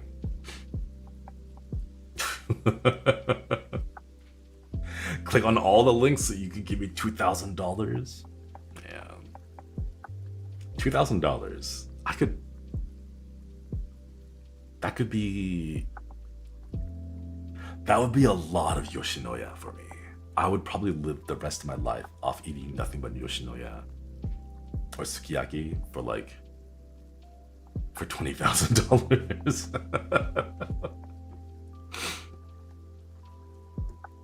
Man, you can also eat a big bag of chips loudly next to them. I still like. There's a couple of things that I want to like re-experience, like degloving. There is this like particular type of almost not quite like a rubber band, more like an old rubber band. You know how like when rubber bands get really old, they don't have that elasticity anymore, but they do have like a little bit of stretch and then like a snap, right? Like it's that kind of feeling when you like deglove someone. So like as you're pulling it off, like you'll feel that like of the various like tendons being pulled apart. I feel like if you're a scammer and that's all you do and you like hurt people for a living, you would be a good volunteer for that, you know? Like skidding, yeah. You want to experience degloving? Well, not me. I would be the one doing the degloving on others, you know? But like, it's hard to get that sensation anymore, you know? Like some people have like those little stim toys. Other people have like dice that they could like jingle around their hands, and some people have like bubble wrap that they can pop, right? Like different ways to experience a particular sensation, right? That's basically my form of stimming, you know, peeling off someone's skin. What's degloving? It's like when you take off a glove, but it's not a glove, it's your skin. Yeah. Simplest way I can explain it.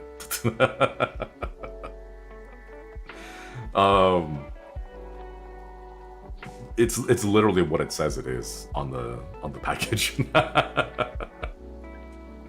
But like, if someone's, you know, if their entire existence is basically built around doing nothing but hurting other people and scamming, then, you know, what loss really is there?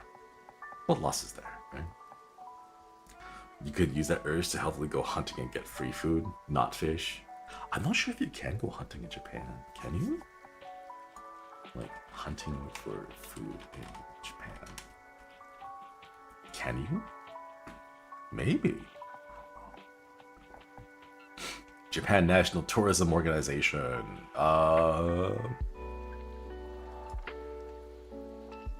They must be long-term residents and complete a highly rigorous, time-consuming process. Tourists cannot hunt or use firearms. No. It'll be a while. It'll be a while before I qualify for it. I think fishing's alright. I don't know about hunting. Skinning become deep-fried people, chicharrones. Yeah. I think like, ooh. Because like the thing is, okay, if you pour the oil on their back, the most likely thing that's gonna happen is you'll put them into shock and then they'll pass out. And that's not fun, right? But if you peel their skin off, so you have like maybe 1, 2, 3, 3 by 1 inch strips of skin that's like flayed, you can put the oil on that, you know, and then like that'll fry, but it won't send them into shock because by the time the skin is flayed off, the sensations will be dampened, but like they'll still feel the heat. She's gonna be like, really, it's no fun when they pass out for shock. No, really. The suffering is part of it, you know? But I feel like that's a little bit too sadistic to say. Sorry, Mana-chan, if you're listening, it's all jokes. Is jokes. It's not real for legal purposes. This is all it's a bit in Minecraft. Yeah.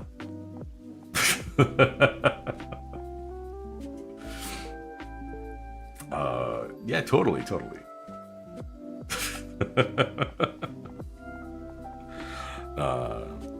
Someone's gonna be like, shouldn't we? Were you ever abusive to animals as kids? Like, did you ever go and like throw rocks at birds and stuff? No, I didn't do any of that. I am just more curious about how the human psyche works in certain ways, you know? Oh my god, completely unrelated to everything. We still don't have perms for Scorn, but I saw a clip of it popping back up in 2026, and I got reminded of like how cool Scorn was. And I think I now have a good measure on a Hear Me Out cake. If the Hear Me Out cake isn't to the level of the Parasite in Scorn, then it's not a Hear Me Out cake. And that is the line I'm going to draw in the sand for myself. It has to be Parasite from Scorn, or else it's normie, or it's too basic. It's not enough, you know. Animals are innocent. You never heard them. No, animals are so cute. Oh my god. My For You page has been filled with harbor seals.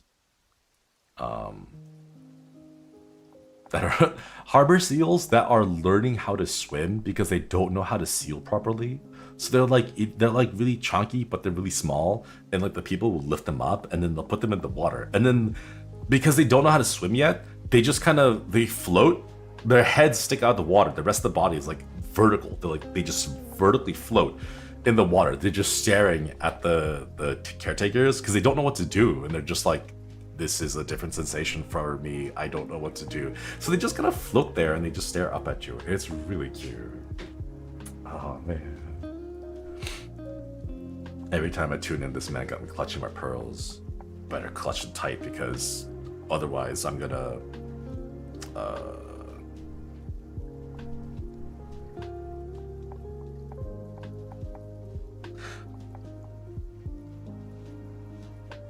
the thing that I wanted to say takes too long to explain why it would be weird.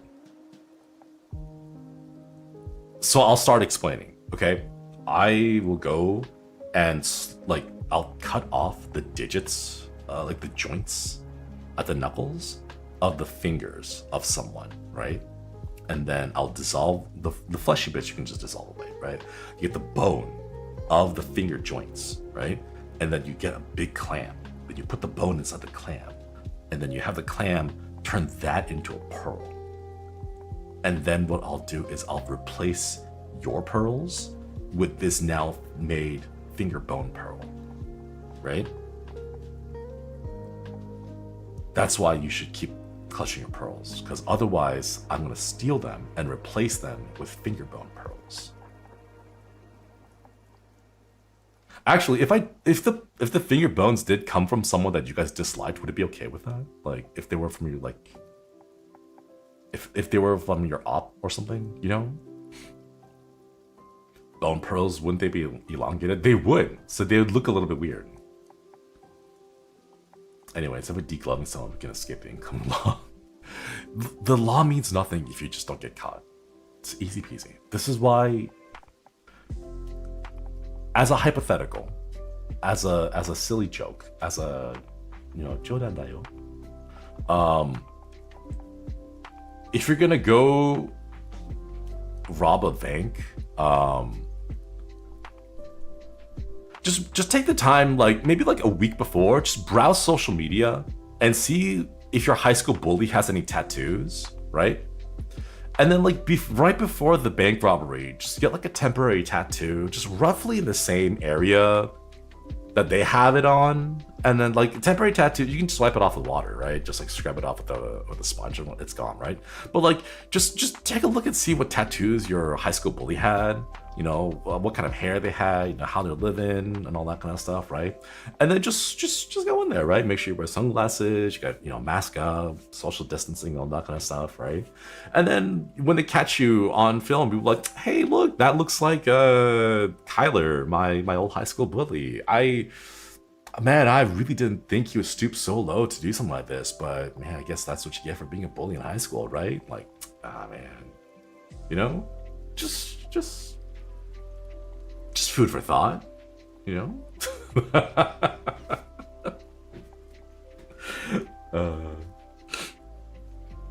Don't do a week. Hypothetically speaking, it's important to mimic signals of personal body rhythm. Oh yeah, you do have to like monitor them for a little while, like see their walking gait, see how they like hold themselves, you know, what their mannerisms are, and then just you know, you're just method acting, right? What if a different body or gender difference? Then you just get your best friend who does fit that. And then you just say, hey, we're gonna do some cosplay. Don't worry about it. Don't worry too much about it. Just cosplay.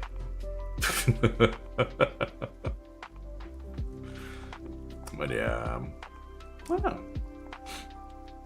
Being a criminal sounds like too much effort. The big reason why I don't want to be a criminal and like, excuse me. I'm gonna be real. The biggest reason why I'm not a criminal is because I'm kind of selfish.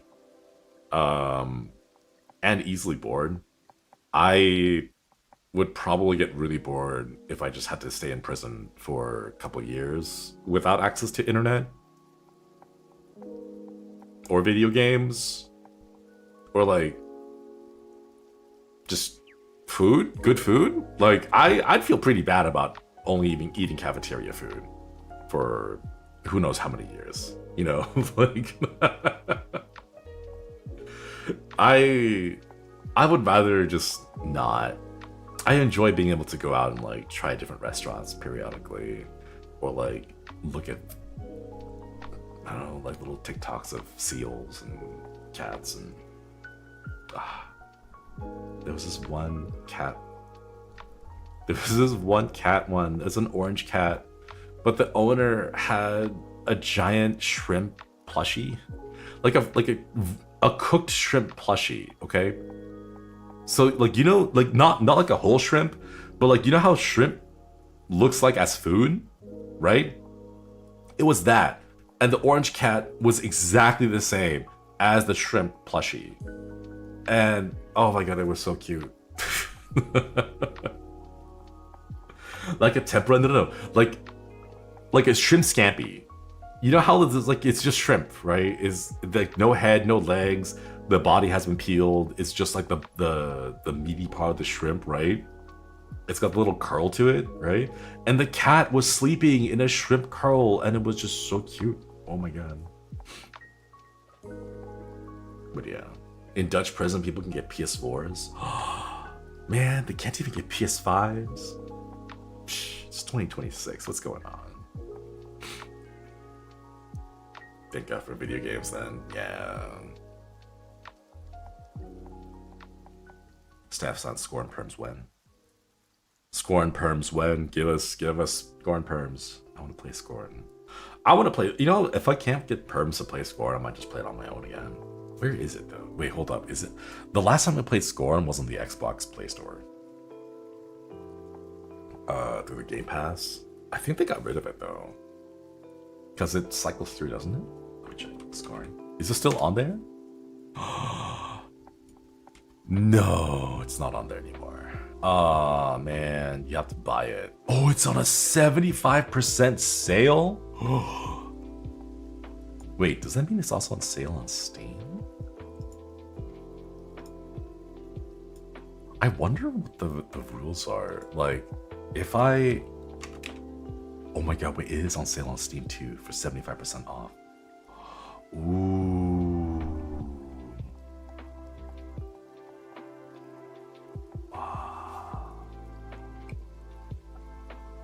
Week-long deal offer ends. Oh, maybe that's why I've been seeing more TikToks about Score, because it's on sale and people are picking it up again.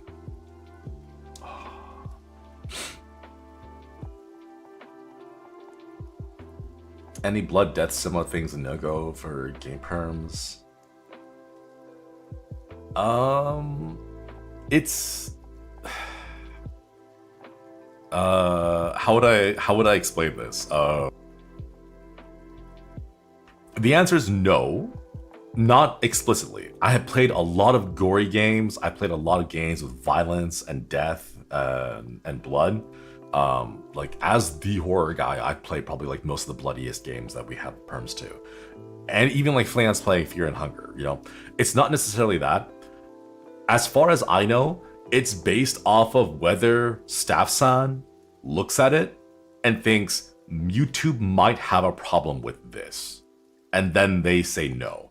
It's not whether or not YouTube actually has a problem with it, it's whether Staff-san looks at it and goes, I think YouTube might have a problem with this one.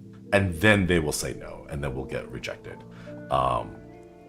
As far as I know, that's why I have not been able to get Square perms. If that's the case, you would have RE9 or Doom. Right? Exactly. We don't even blink at gore anymore. Why would you blink at gore? You see less of it. I love to keep my eyes open. I love gore. Oh, I love Viscera. It just looks so pretty and it's so squishy, and you can just like flop into it and it makes this nice little like squishy noise. And man. Speaking of when you play Fear and Hunger, maybe sucks to be scorned like that.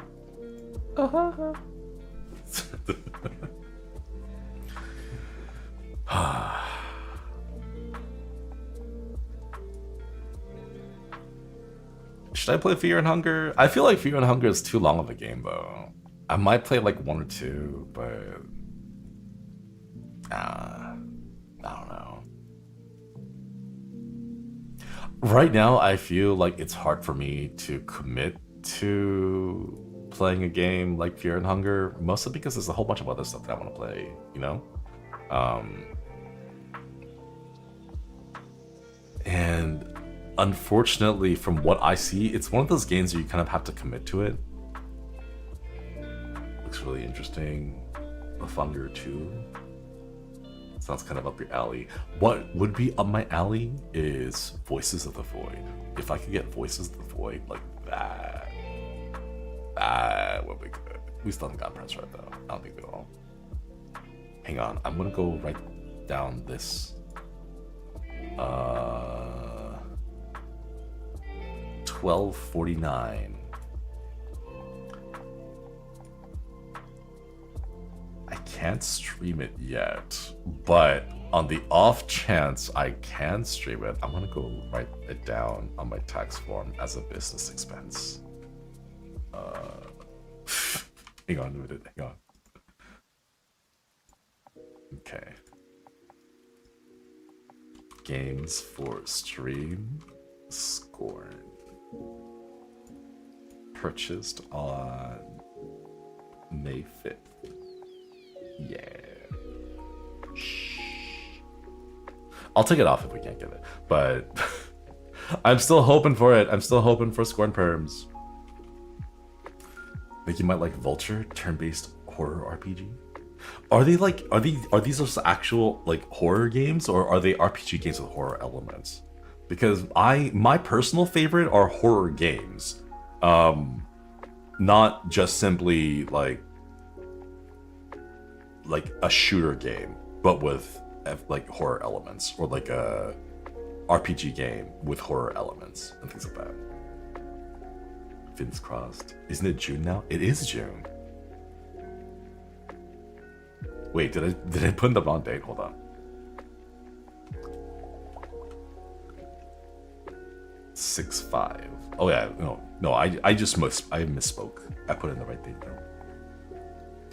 Vulture is an actual horror game inspired by Resident Evil. Ooh.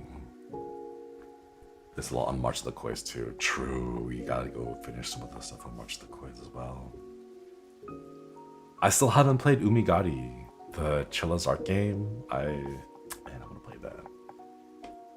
Oh, I also want to play the Backrooms games. I want to play the Backrooms games with the boys. It's gonna take 8 hours to complete, but we can finish it. We can chug it out in a day. Just chug? No, churn. We can churn it out in a day.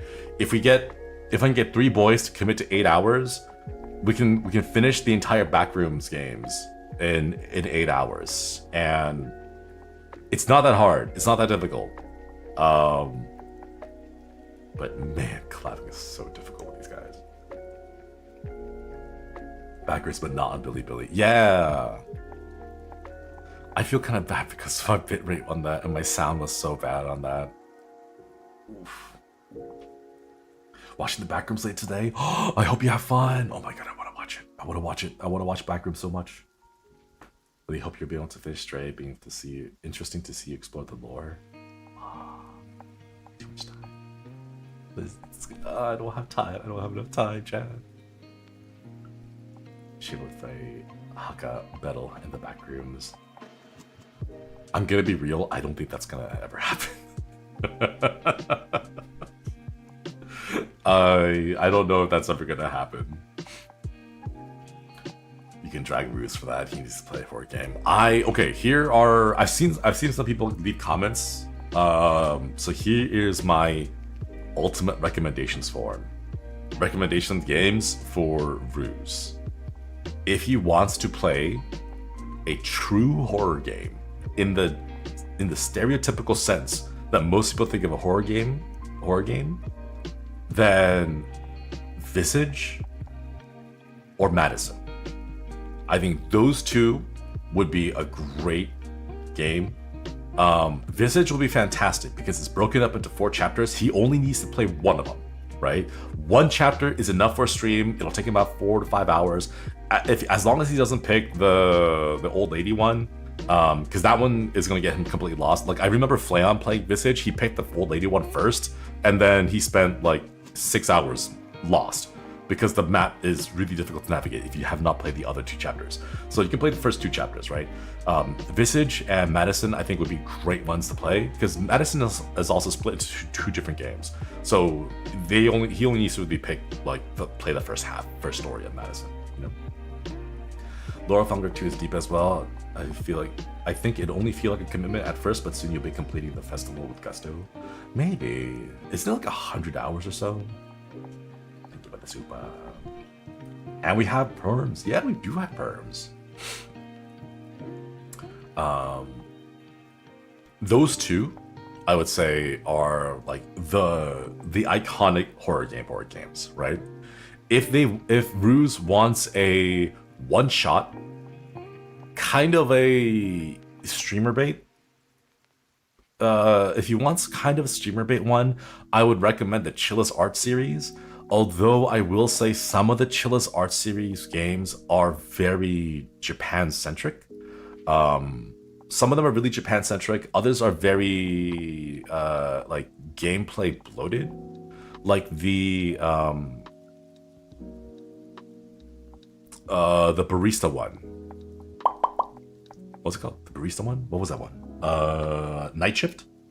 That one I think is a little bit like, they're very hit or miss, just overall. Like, they're good games and they're good stories, but they feel kind of like bloated in terms of gameplay because I remember the barista one taking way too long just because you had to do all these complicated like frappuccino recipes, and that took away a lot of it from the horror. And like most of the horror in Chilla's Art games nowadays, I feel, is condensed into like 2 big jump scare scenes and then just filler in the middle of it. And I'm not really sure if I would recommend those. They're really for like just like one shots. I would highly encourage Rue stay away from streamer bait horror games like Poppy Playtime because they're just not good games. They're there for clip farming. And it's predominantly just a jump scare machine where you go from point A to point B, get jump scared. go to point B, point B to point C, get jump scared again, and so on and so forth.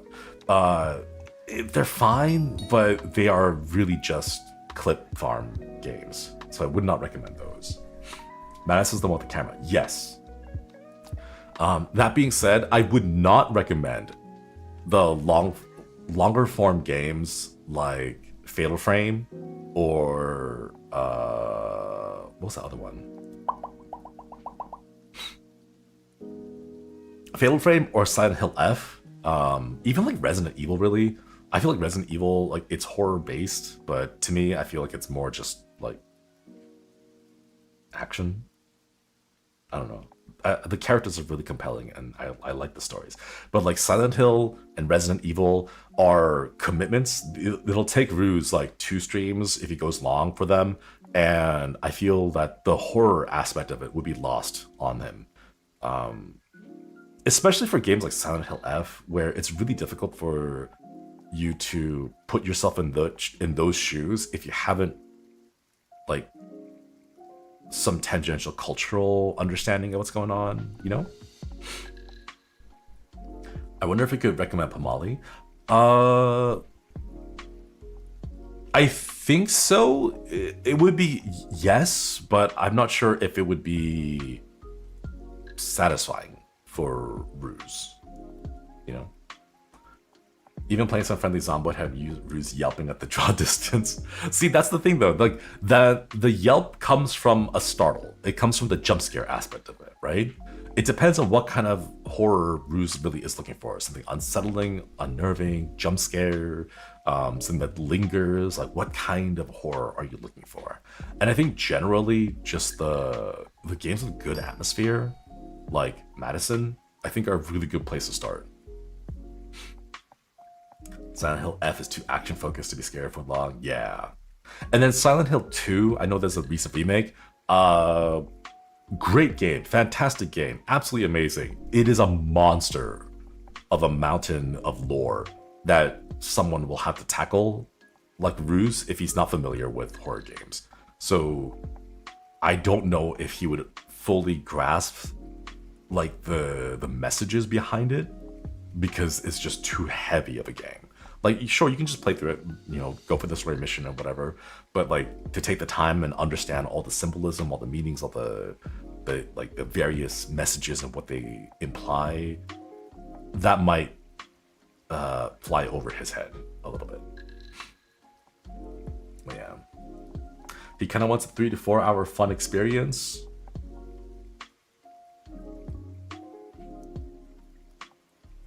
Mortuary assistant. Mortuary assistant. There you go. If he just wants a 3 hour thing, it takes 1 hour to learn the tutorial. It takes 1 hour to do a proper run. That's 2 hours. Depending on how scared he gets, it'll be 3 hours. And there you go.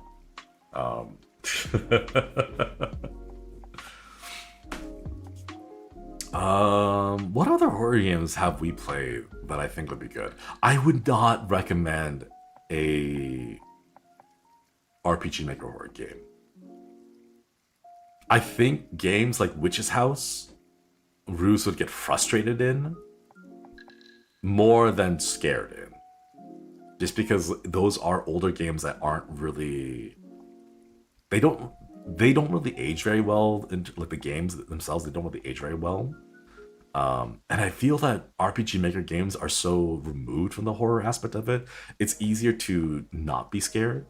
Like, no, like if you play Eve, it's a little bit weird and unnerving. It's like, oh, kind of eerie, right? But nothing about Eve is like super scary, unless you like really immerse yourself into what the world is, you know? He already said no because the art style wouldn't affect him. Yeah, exactly. The top-down view, the RPG like vibes. Ao Oni, no. Ao Oni, I think, is one of the weakest of those RPG Maker style games. Would not recommend it. It is hard to recommend Ao Oni.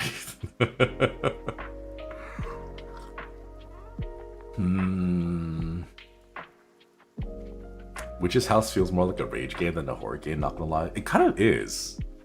Also, if you're like really just interested in how many ways the girl can die, like all the different animations, like death animations. If you're like morbidly curious about that, it's basically that kind of a game too. Fierce to Fathom. Ooh, that one would be good. Fierce to Fathom would be good. I wonder if he would have any like personal feelings with it. I think Fierce to Fathom Lookout, the Lookout Tower one, I think that one might be good. It has a very specific horror moment to it, but like the build up to that point is also really nice. Faith the Unholy Trinity, the art style would not scare him. I don't think Bruce would get into the art style of Faith the Unholy Trinity. Fatal Frame is too heavy, it's too big of a game. I don't think he would like it. Also, the combat is really clunky, so you gotta really enjoy it to go through it. But for someone who doesn't play that many horror games, I feel he would just get frustrated at the combat more than anything. Woodbury or Lookout. My recommendation would be Fierce to Fathom Lookout over Woodbury, but Woodbury's also pretty good too. What about Detention? We don't have perms for that one, alas. I know that's been recommended quite a lot, but I don't think we have the perms on that. I think that's an NG game for us, sadly.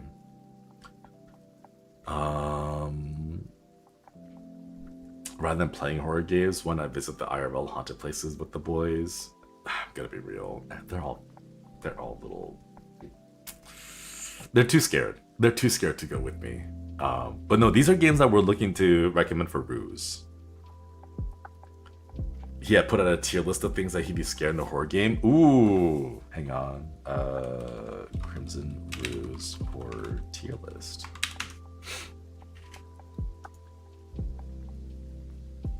Yikes, that's scary. Okay, all right. I see it. He tweeted it out. Okay. Yikes. Ghosts, haunted house, jump scare, mirror scare, something in the backseat, creepy face, basement attics, bathroom horror, zombies, creepy singing, horror in the background, ocean abyss, creepy doll, creepy family, witchcraft, found footage, paranoia fuel. Fierce to Fathom. Uh-oh is amusement park, farm horror, abandoned place, hazardous water, insane asylum, research center, caves, scary woods, eyes in the dark, darkness equals death. Outlast. Kind of freaky. Door handle scare, motels, hotels, creepy elevator, stalker, unusual death, remote cabin, uncanny valley, safe zone fake out, night swim equals death.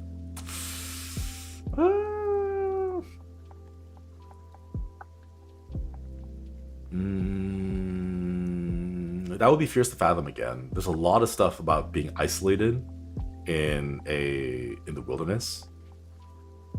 Fierce to Fathom. There's also a good one with the hotels, the motel one. Mildly off-putting, torture, eerie fog. Yeah, Outlast. I mean, Outlast is more about like shock horror than like horror. Ritual sacrifice, mysterious little shop, insects, screaming woman, body horror, gore, cemeteries.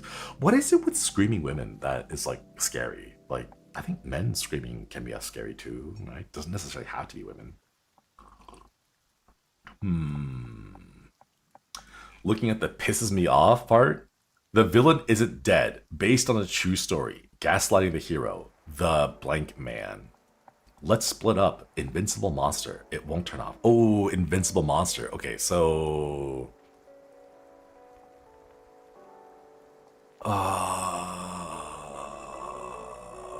Amnesia would probably be bad. And then the follow-up to Amnesia would also be probably bad. I think Soma might be up there. It's all a dream, everyone dies. Gaslighting the hero, based on a true story. Soma might...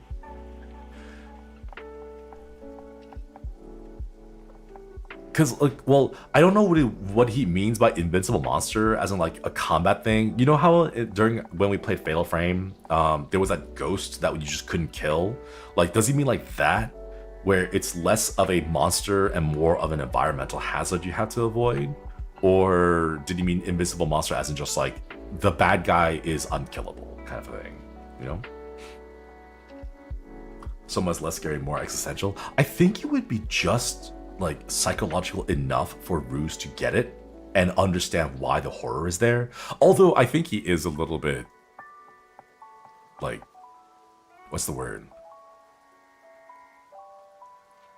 I don't, pragmatic, you know, where he'll think about it, he'll recognize why it could be scary, and then he'll disregard it because current, like, his ability to survive right now comes his priority, you know? He'd be like, he would understand why it could be scary for some people, but it will not faze him, that kind of a thing. Actively comforting, acts crazy, final girl, cults, gas station, never see the monster. Not scary, mad scientists, werewolves, haunted machines, humans are the real monsters. Buried alive, brainwashing, monster mash, post-apocalypse, monster drool. Wait, what's scary about monster drool? Aliens, snow horror, eerily clean, desert horror. What? Kaiju, empathetic monster, crapsack world, cosmic horror, horror comedy, anyone can die, ancient evil. Okay, so the absolute scary thing.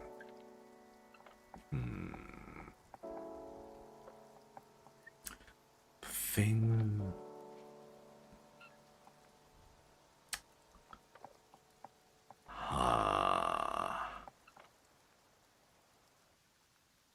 So the big issue right now that I'm having is that these are themes. And some games share themes, but they may not be the same gameplay. You know, like Left 4 Dead and Project Zomboid play completely differently, even though the theme is still zombies, right? So I'm trying to think right now, what kind of a game would have most of these themes, but also be first person, so that it gets Ruse immersed enough to be scared, you know?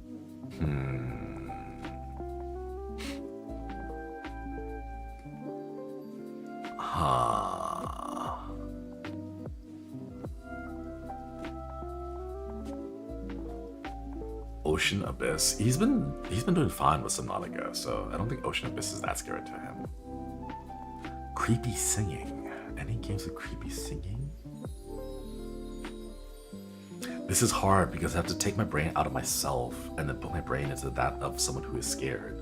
Because I would think creepy singing is really relaxing and comforting. Like, you're out there, it's dark, it's cold, it's spooky, and then someone starts to sing you a nice little lullaby, and it's like, you know.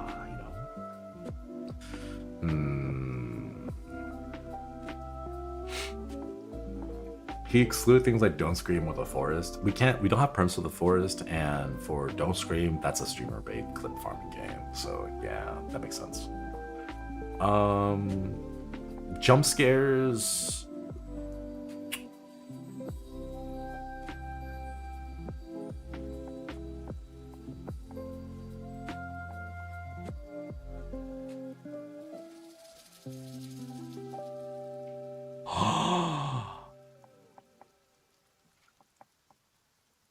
I think I know.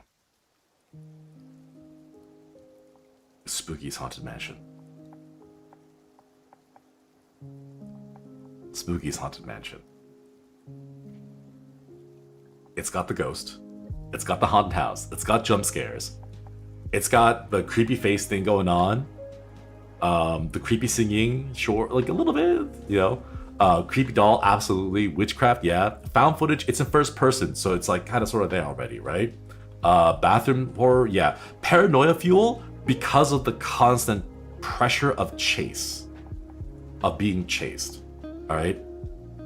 He also includes Abandoned Place, Isolated Research Center, Eyes in the Dark, Scary Woods. They all include those. I think also because there are enough like calm moments and high action moments, without it being too difficult in terms of like combat. There's no combat, you just run. So it'll be easy to pick up for him. He has played Spookies? Wait, has he? He's played Spookies for a little bit, then played down a few levels. Oh, what? Spookies Haunted Mansion is very slow to finish though, right?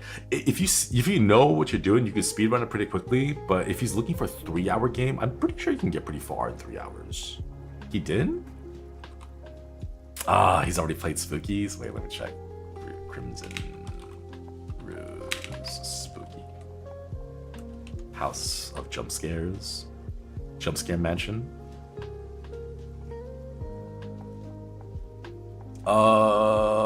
I see Callie Senpai has played it. Jump Scare Mansion. Let me see.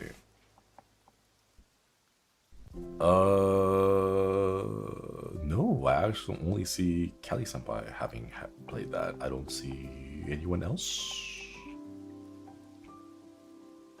No, I don't see Ruse having played it. Maybe he has. Maybe did he hide the VOD? Maybe. Let me just search for Crimson Ruse Spooky.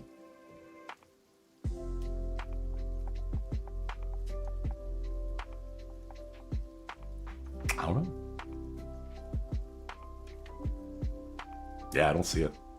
Maybe the bot is gone.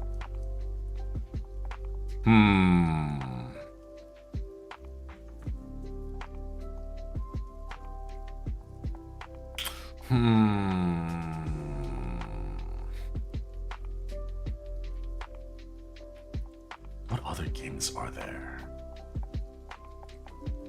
He's played but not streamed.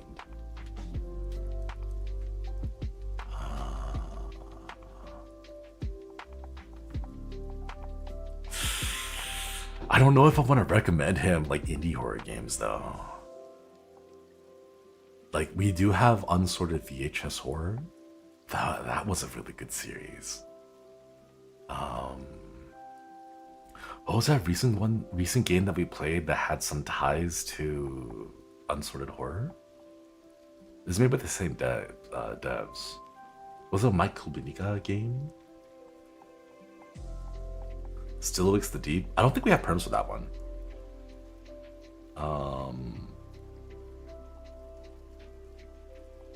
If we did, I would have played it because I really like that game. I love the vibes of Still Awakes the Deep. Oh, In Sound Mind. In Sound Mind. Wait, that could be a good one for a ruse. That one's broken up into chapters. It does have creepy singing in it. It's got ghost. But it's also not just pure horror. It does have a little bit of psychological stuff, and a lot of it's just really sad. Wait. Ooh. Routine, I'm gonna be real. He's gonna be pissed at how dark the game is, and he's gonna want to like boost up the like brightness because that game is so dark. It is excessively like I had to like crank up the gamma on my monitor to make it work. I think In Sound Mind would be good. I think In Sound Mind would be pretty good. Because it's got a lot more of like the weird stuff going on, like the insane stuff, the mental stuff, the chemical, and like there is a bad guy. There is like an antagonist that you interact with. I think In Sound Mind would be pretty good for him. Also, the music is pretty solid. Any other horror games?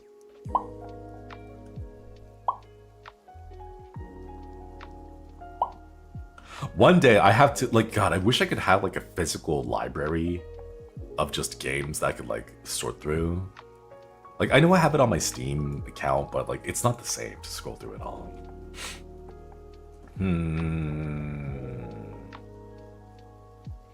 Paratopic, but he said the VHS retro doesn't particularly bother him. I love it as an aesthetic, but the fact that it is just something in VHS filter, I like that by itself, I don't think is necessarily scary. Let's see. Autopsy Simulator. What stuff do I have on mine? Like the Bridge Curse games, they're fun. I really enjoy them. I don't think Ruse would particularly get too invested into them. What? Like, what do we have here? The Coffin of Andy and Lele. God. Wait, I should ask for perms with that one.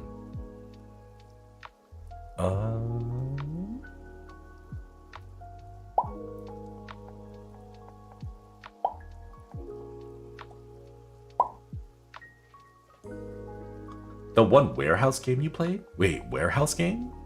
I'm not familiar about the warehouse game. Which describe the warehouse game a bit more. The Haunted Cabin Factory? It was alright. I wouldn't recommend it as a game. It is mostly streamer bait. And I don't know how well Ruse would receive a spot the difference type of game. I don't. It's a short one-off. I think it's way too short. I think it'd be way too short. The puzzles? No, it had no puzzles. You just went into the haunted house and then you looked to see what was changing and what was spooky, and then you either mark it as haunted or mark it as non-haunted, and that's what you did. It was way too short. The one with the cat at the warehouse? I know that's an indie game. I tried to get perms for it. I forgot what the name is, but we don't have perms for that one. But I know which one you're talking about.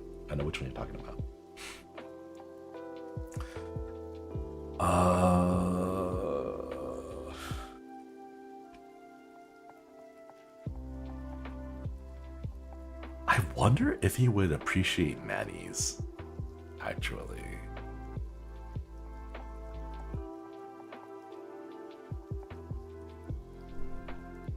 Or Happy's Humble Burger Farm. I really enjoyed Manny's. Manny's was really good, okay? It felt like a movie more than a horror game. It really was, like, I know the Steam store, I can't words. I'm getting too excited about this stuff. The Steam store page says it was like a cinematic experience. I was like, oh, it's like how cinematic can it get? And there's like actual cutscenes, actual character like arcs and stuff. I think Manny's is pretty good.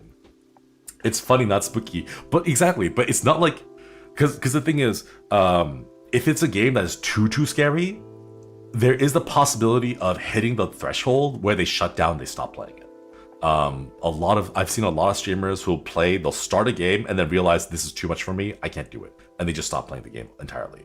I want to avoid that. Like for Axel, for example, I can't give him any actual horror games because if I do, he just won't play them. It'll hit like that threshold real fast, and then once you hit that threshold, you can't like get back from it, you know?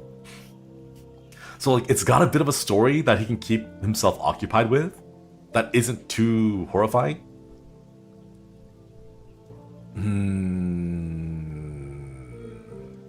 Maybe Manny's.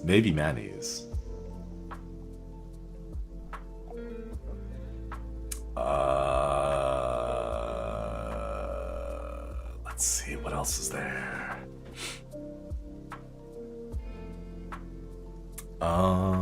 There's a couple of like indie stuff, like Father's Day,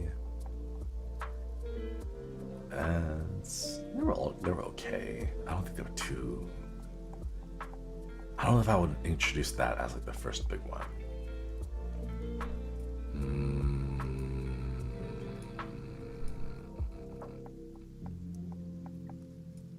Gone Fishing? Oh, that's a bit of a collab game.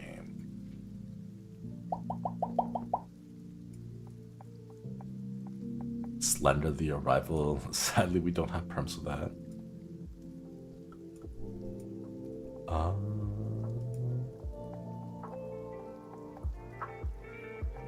N4BA games have Calvin on their children's, but they're indies. There was that one that we played that took place in Calvin, the Walled City. What was it called again? Oh wait, I remember that being really good. I forgot what it was called again.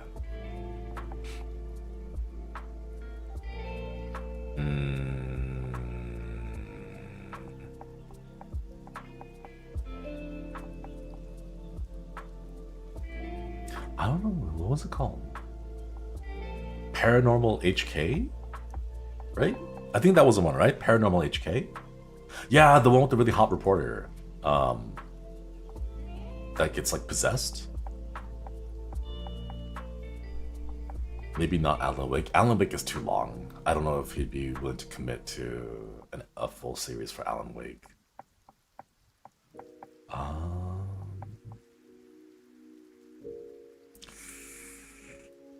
Wow. I thought I would have more, but I can't see that on my. Oh wait, is it because I had them hidden after I finished playing them on my thing? Huh?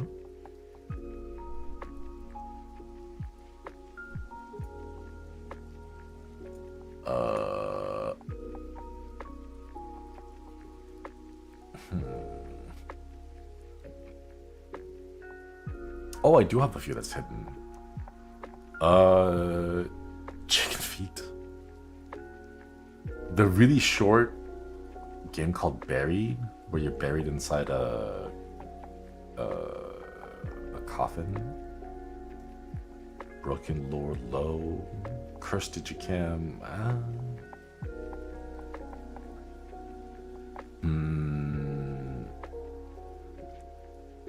Debug Deadline could be silly. Debug Deadline. Dread Out is also too long. Dread Out 2 is also really cool, but that's also really long. Easy Delivery Company, not really horror. It's more like casual. The Fears to Fathom. Fear the Spotlight series? Nah, I don't think you would care for that one.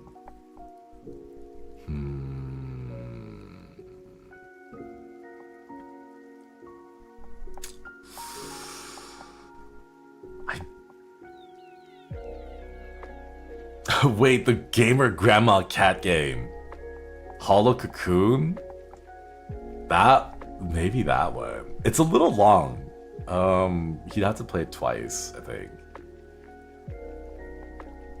Home Sweet Home is also really pretty, but I don't think he would like it. I think it's a little too long for him.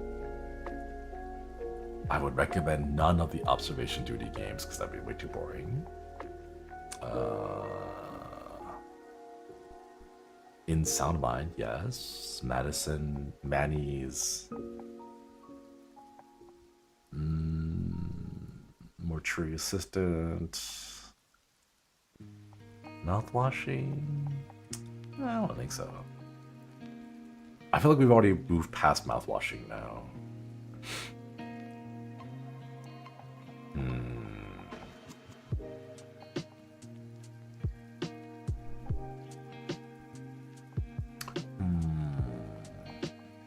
Hollow Cocoon was also Invincible Monster, yeah.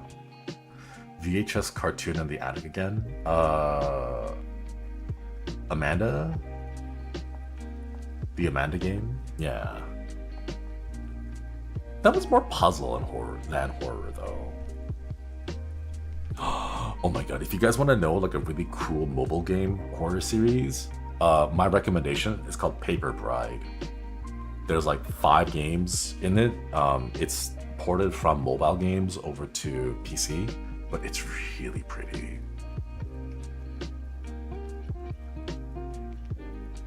Pulang Insanity Director's Cut. I've been asking, Rat Shaker. I was hoping we could get perms for Rat Shaker, but we never got Rat Shaker perms. Rental is more off-putting than horror, I think. Also, it's kind of slow. Routine, Score the Fear, 7 Nights Ghost. Split is too short.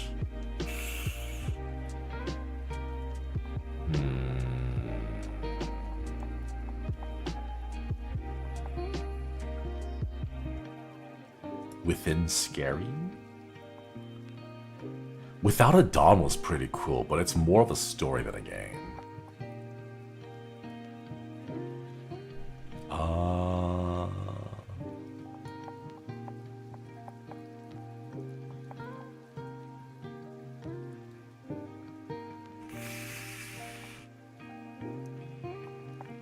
We Were Here? The Voidness? The LiDAR game with like everything's in pitch black darkness and you have to use a LiDAR gun to like spot out where the enemies are?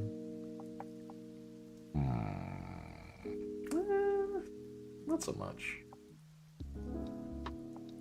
Bruce played WMO and that's not an action. For him, it's an action game, not horror. Okay.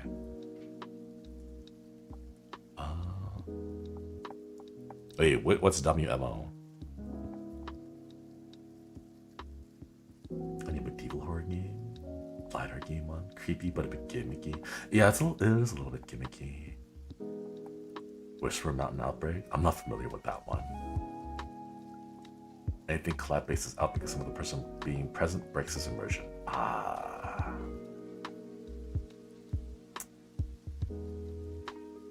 Man.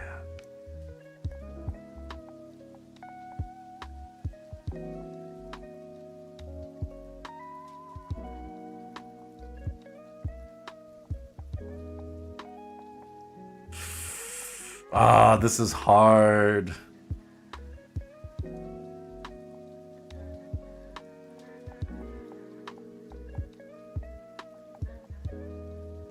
Okay, Fierce to Fathom, Madison, Visage, Manny's, In Sound Mind, and Mortuary Assistant would be the ones that I recommend. I think they are just the right amount of content that you could do at least a 3-hour stream in them. They are not all like, it's not streamer bait, it's not clip farm bait. They are actual horror games with a story in and of themselves, even though they do use like jump scare moments here and there. That's not the main point.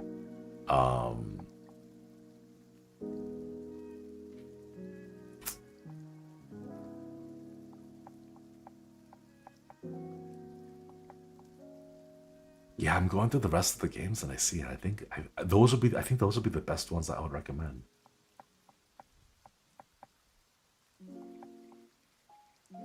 Eternal Darkness. No, he doesn't have a. He doesn't have a GameCube. Oh, sorry, Braid stopped working for them.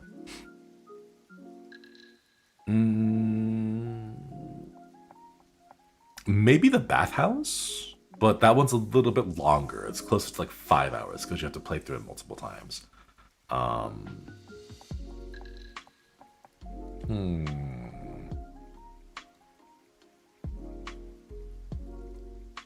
Yeah. I think those would be the one that I would recommend right now.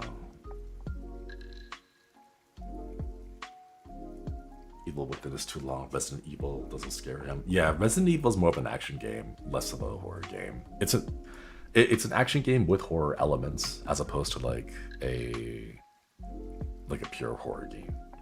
Horror from the ground up. But yeah.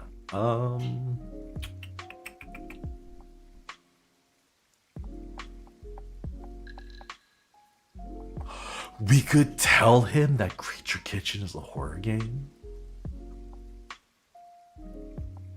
Don't spoil it. Tell him that Creature Kitchen is a horror game, and he'll play the entire thing on edge, waiting for the jump scare moment. And it'll never come because it's not a horror game. It's a really cute cooking game, you know. But like.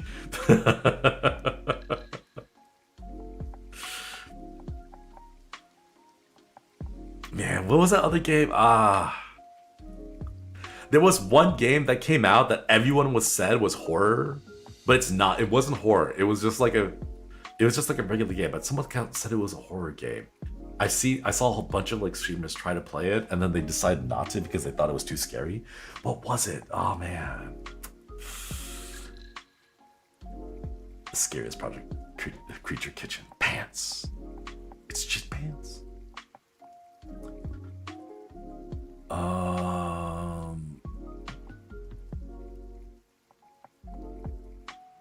Oh man, I can't remember. There was one game that everyone said was horror, but it wasn't a horror game, and they like all these streamers kept mistaking it for a horror game. But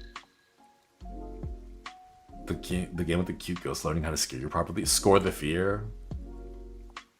That one was cute. Way too short though. I don't think Bruce would appreciate it.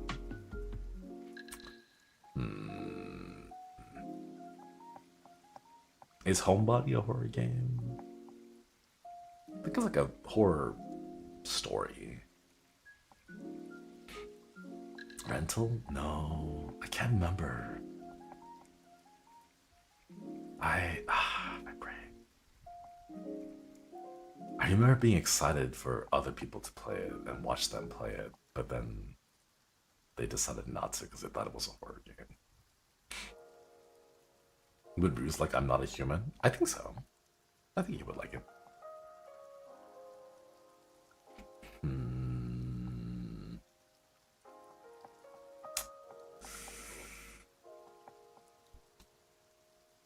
Yeah, I mean, just off the stuff that we have perms for and the stuff that we have played, those would be the ones that I would recommend. He'd just be insulting everyone. Homicipher? I don't think he would enjoy Homicipher too much. Hang on. I see that you must now play a horror game.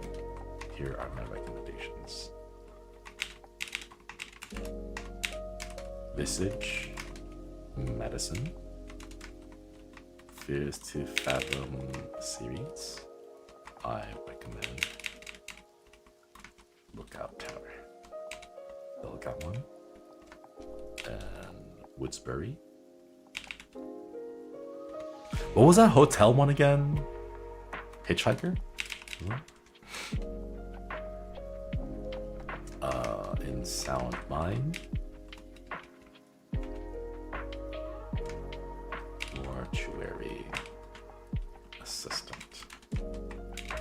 If you want more story-based, then I highly recommend Maddie's.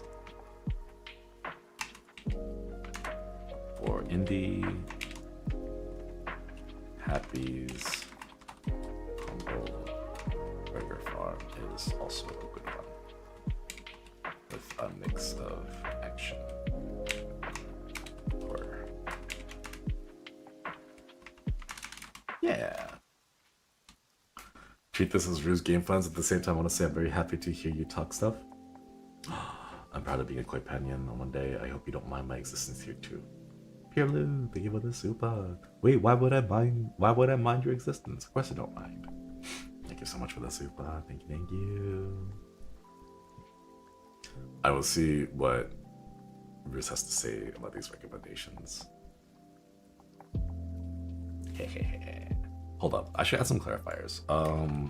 Full game is long for both, but can be split into chapters for individual streams.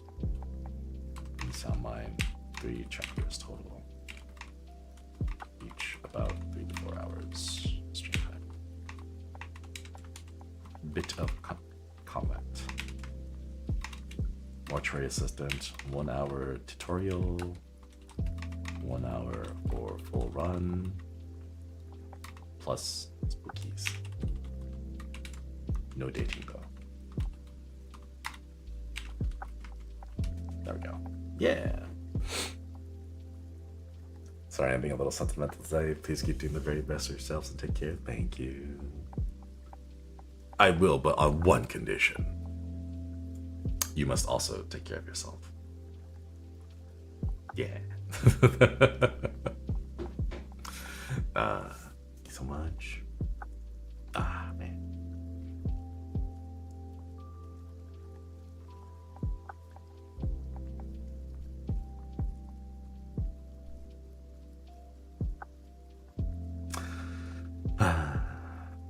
Anyways, Trev. This wasn't supposed to be too long. It was supposed to just be a gorilla. I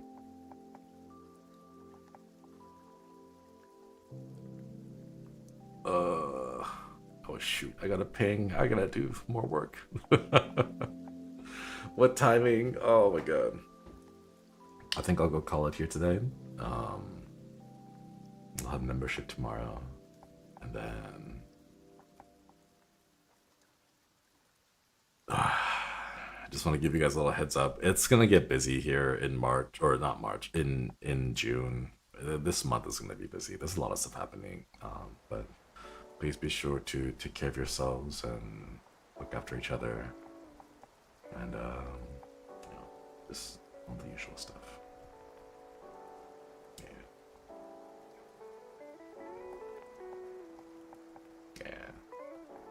I'm also noticing a few old names popping back in. Oh, Dan, thank you so much. Thank you so much, Dan, for the 5 gifted memberships. Thank you. I'm seeing a couple of old names coming back. Thank you for the stream. I haven't been online much with watching VODs. Take care, everyone. Happy Tucci, thank you, thank you. Okwidi, welcome back. Thank you for reaping the membership. And yeah. Old friends coming in. I know there might be some people who might not be stopping by. Like life might be changing and whatever, but please don't feel too bad.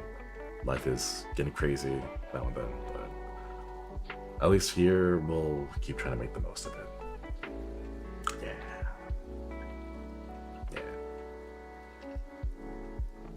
Yeah.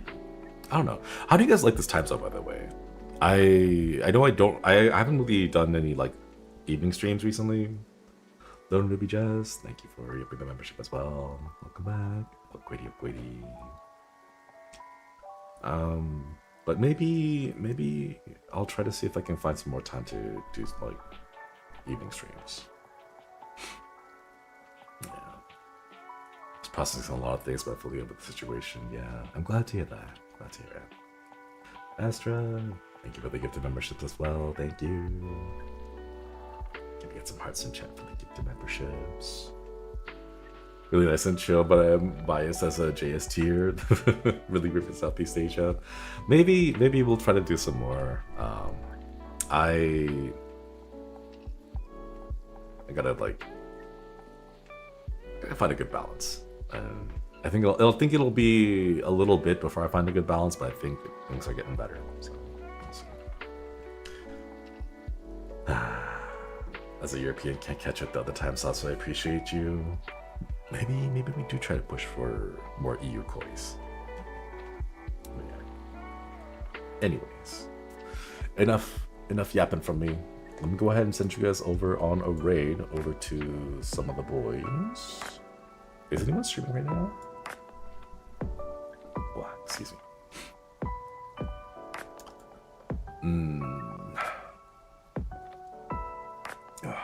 Morning time in Bergenland. Normally there's a few Australians awake right now from that morning shift.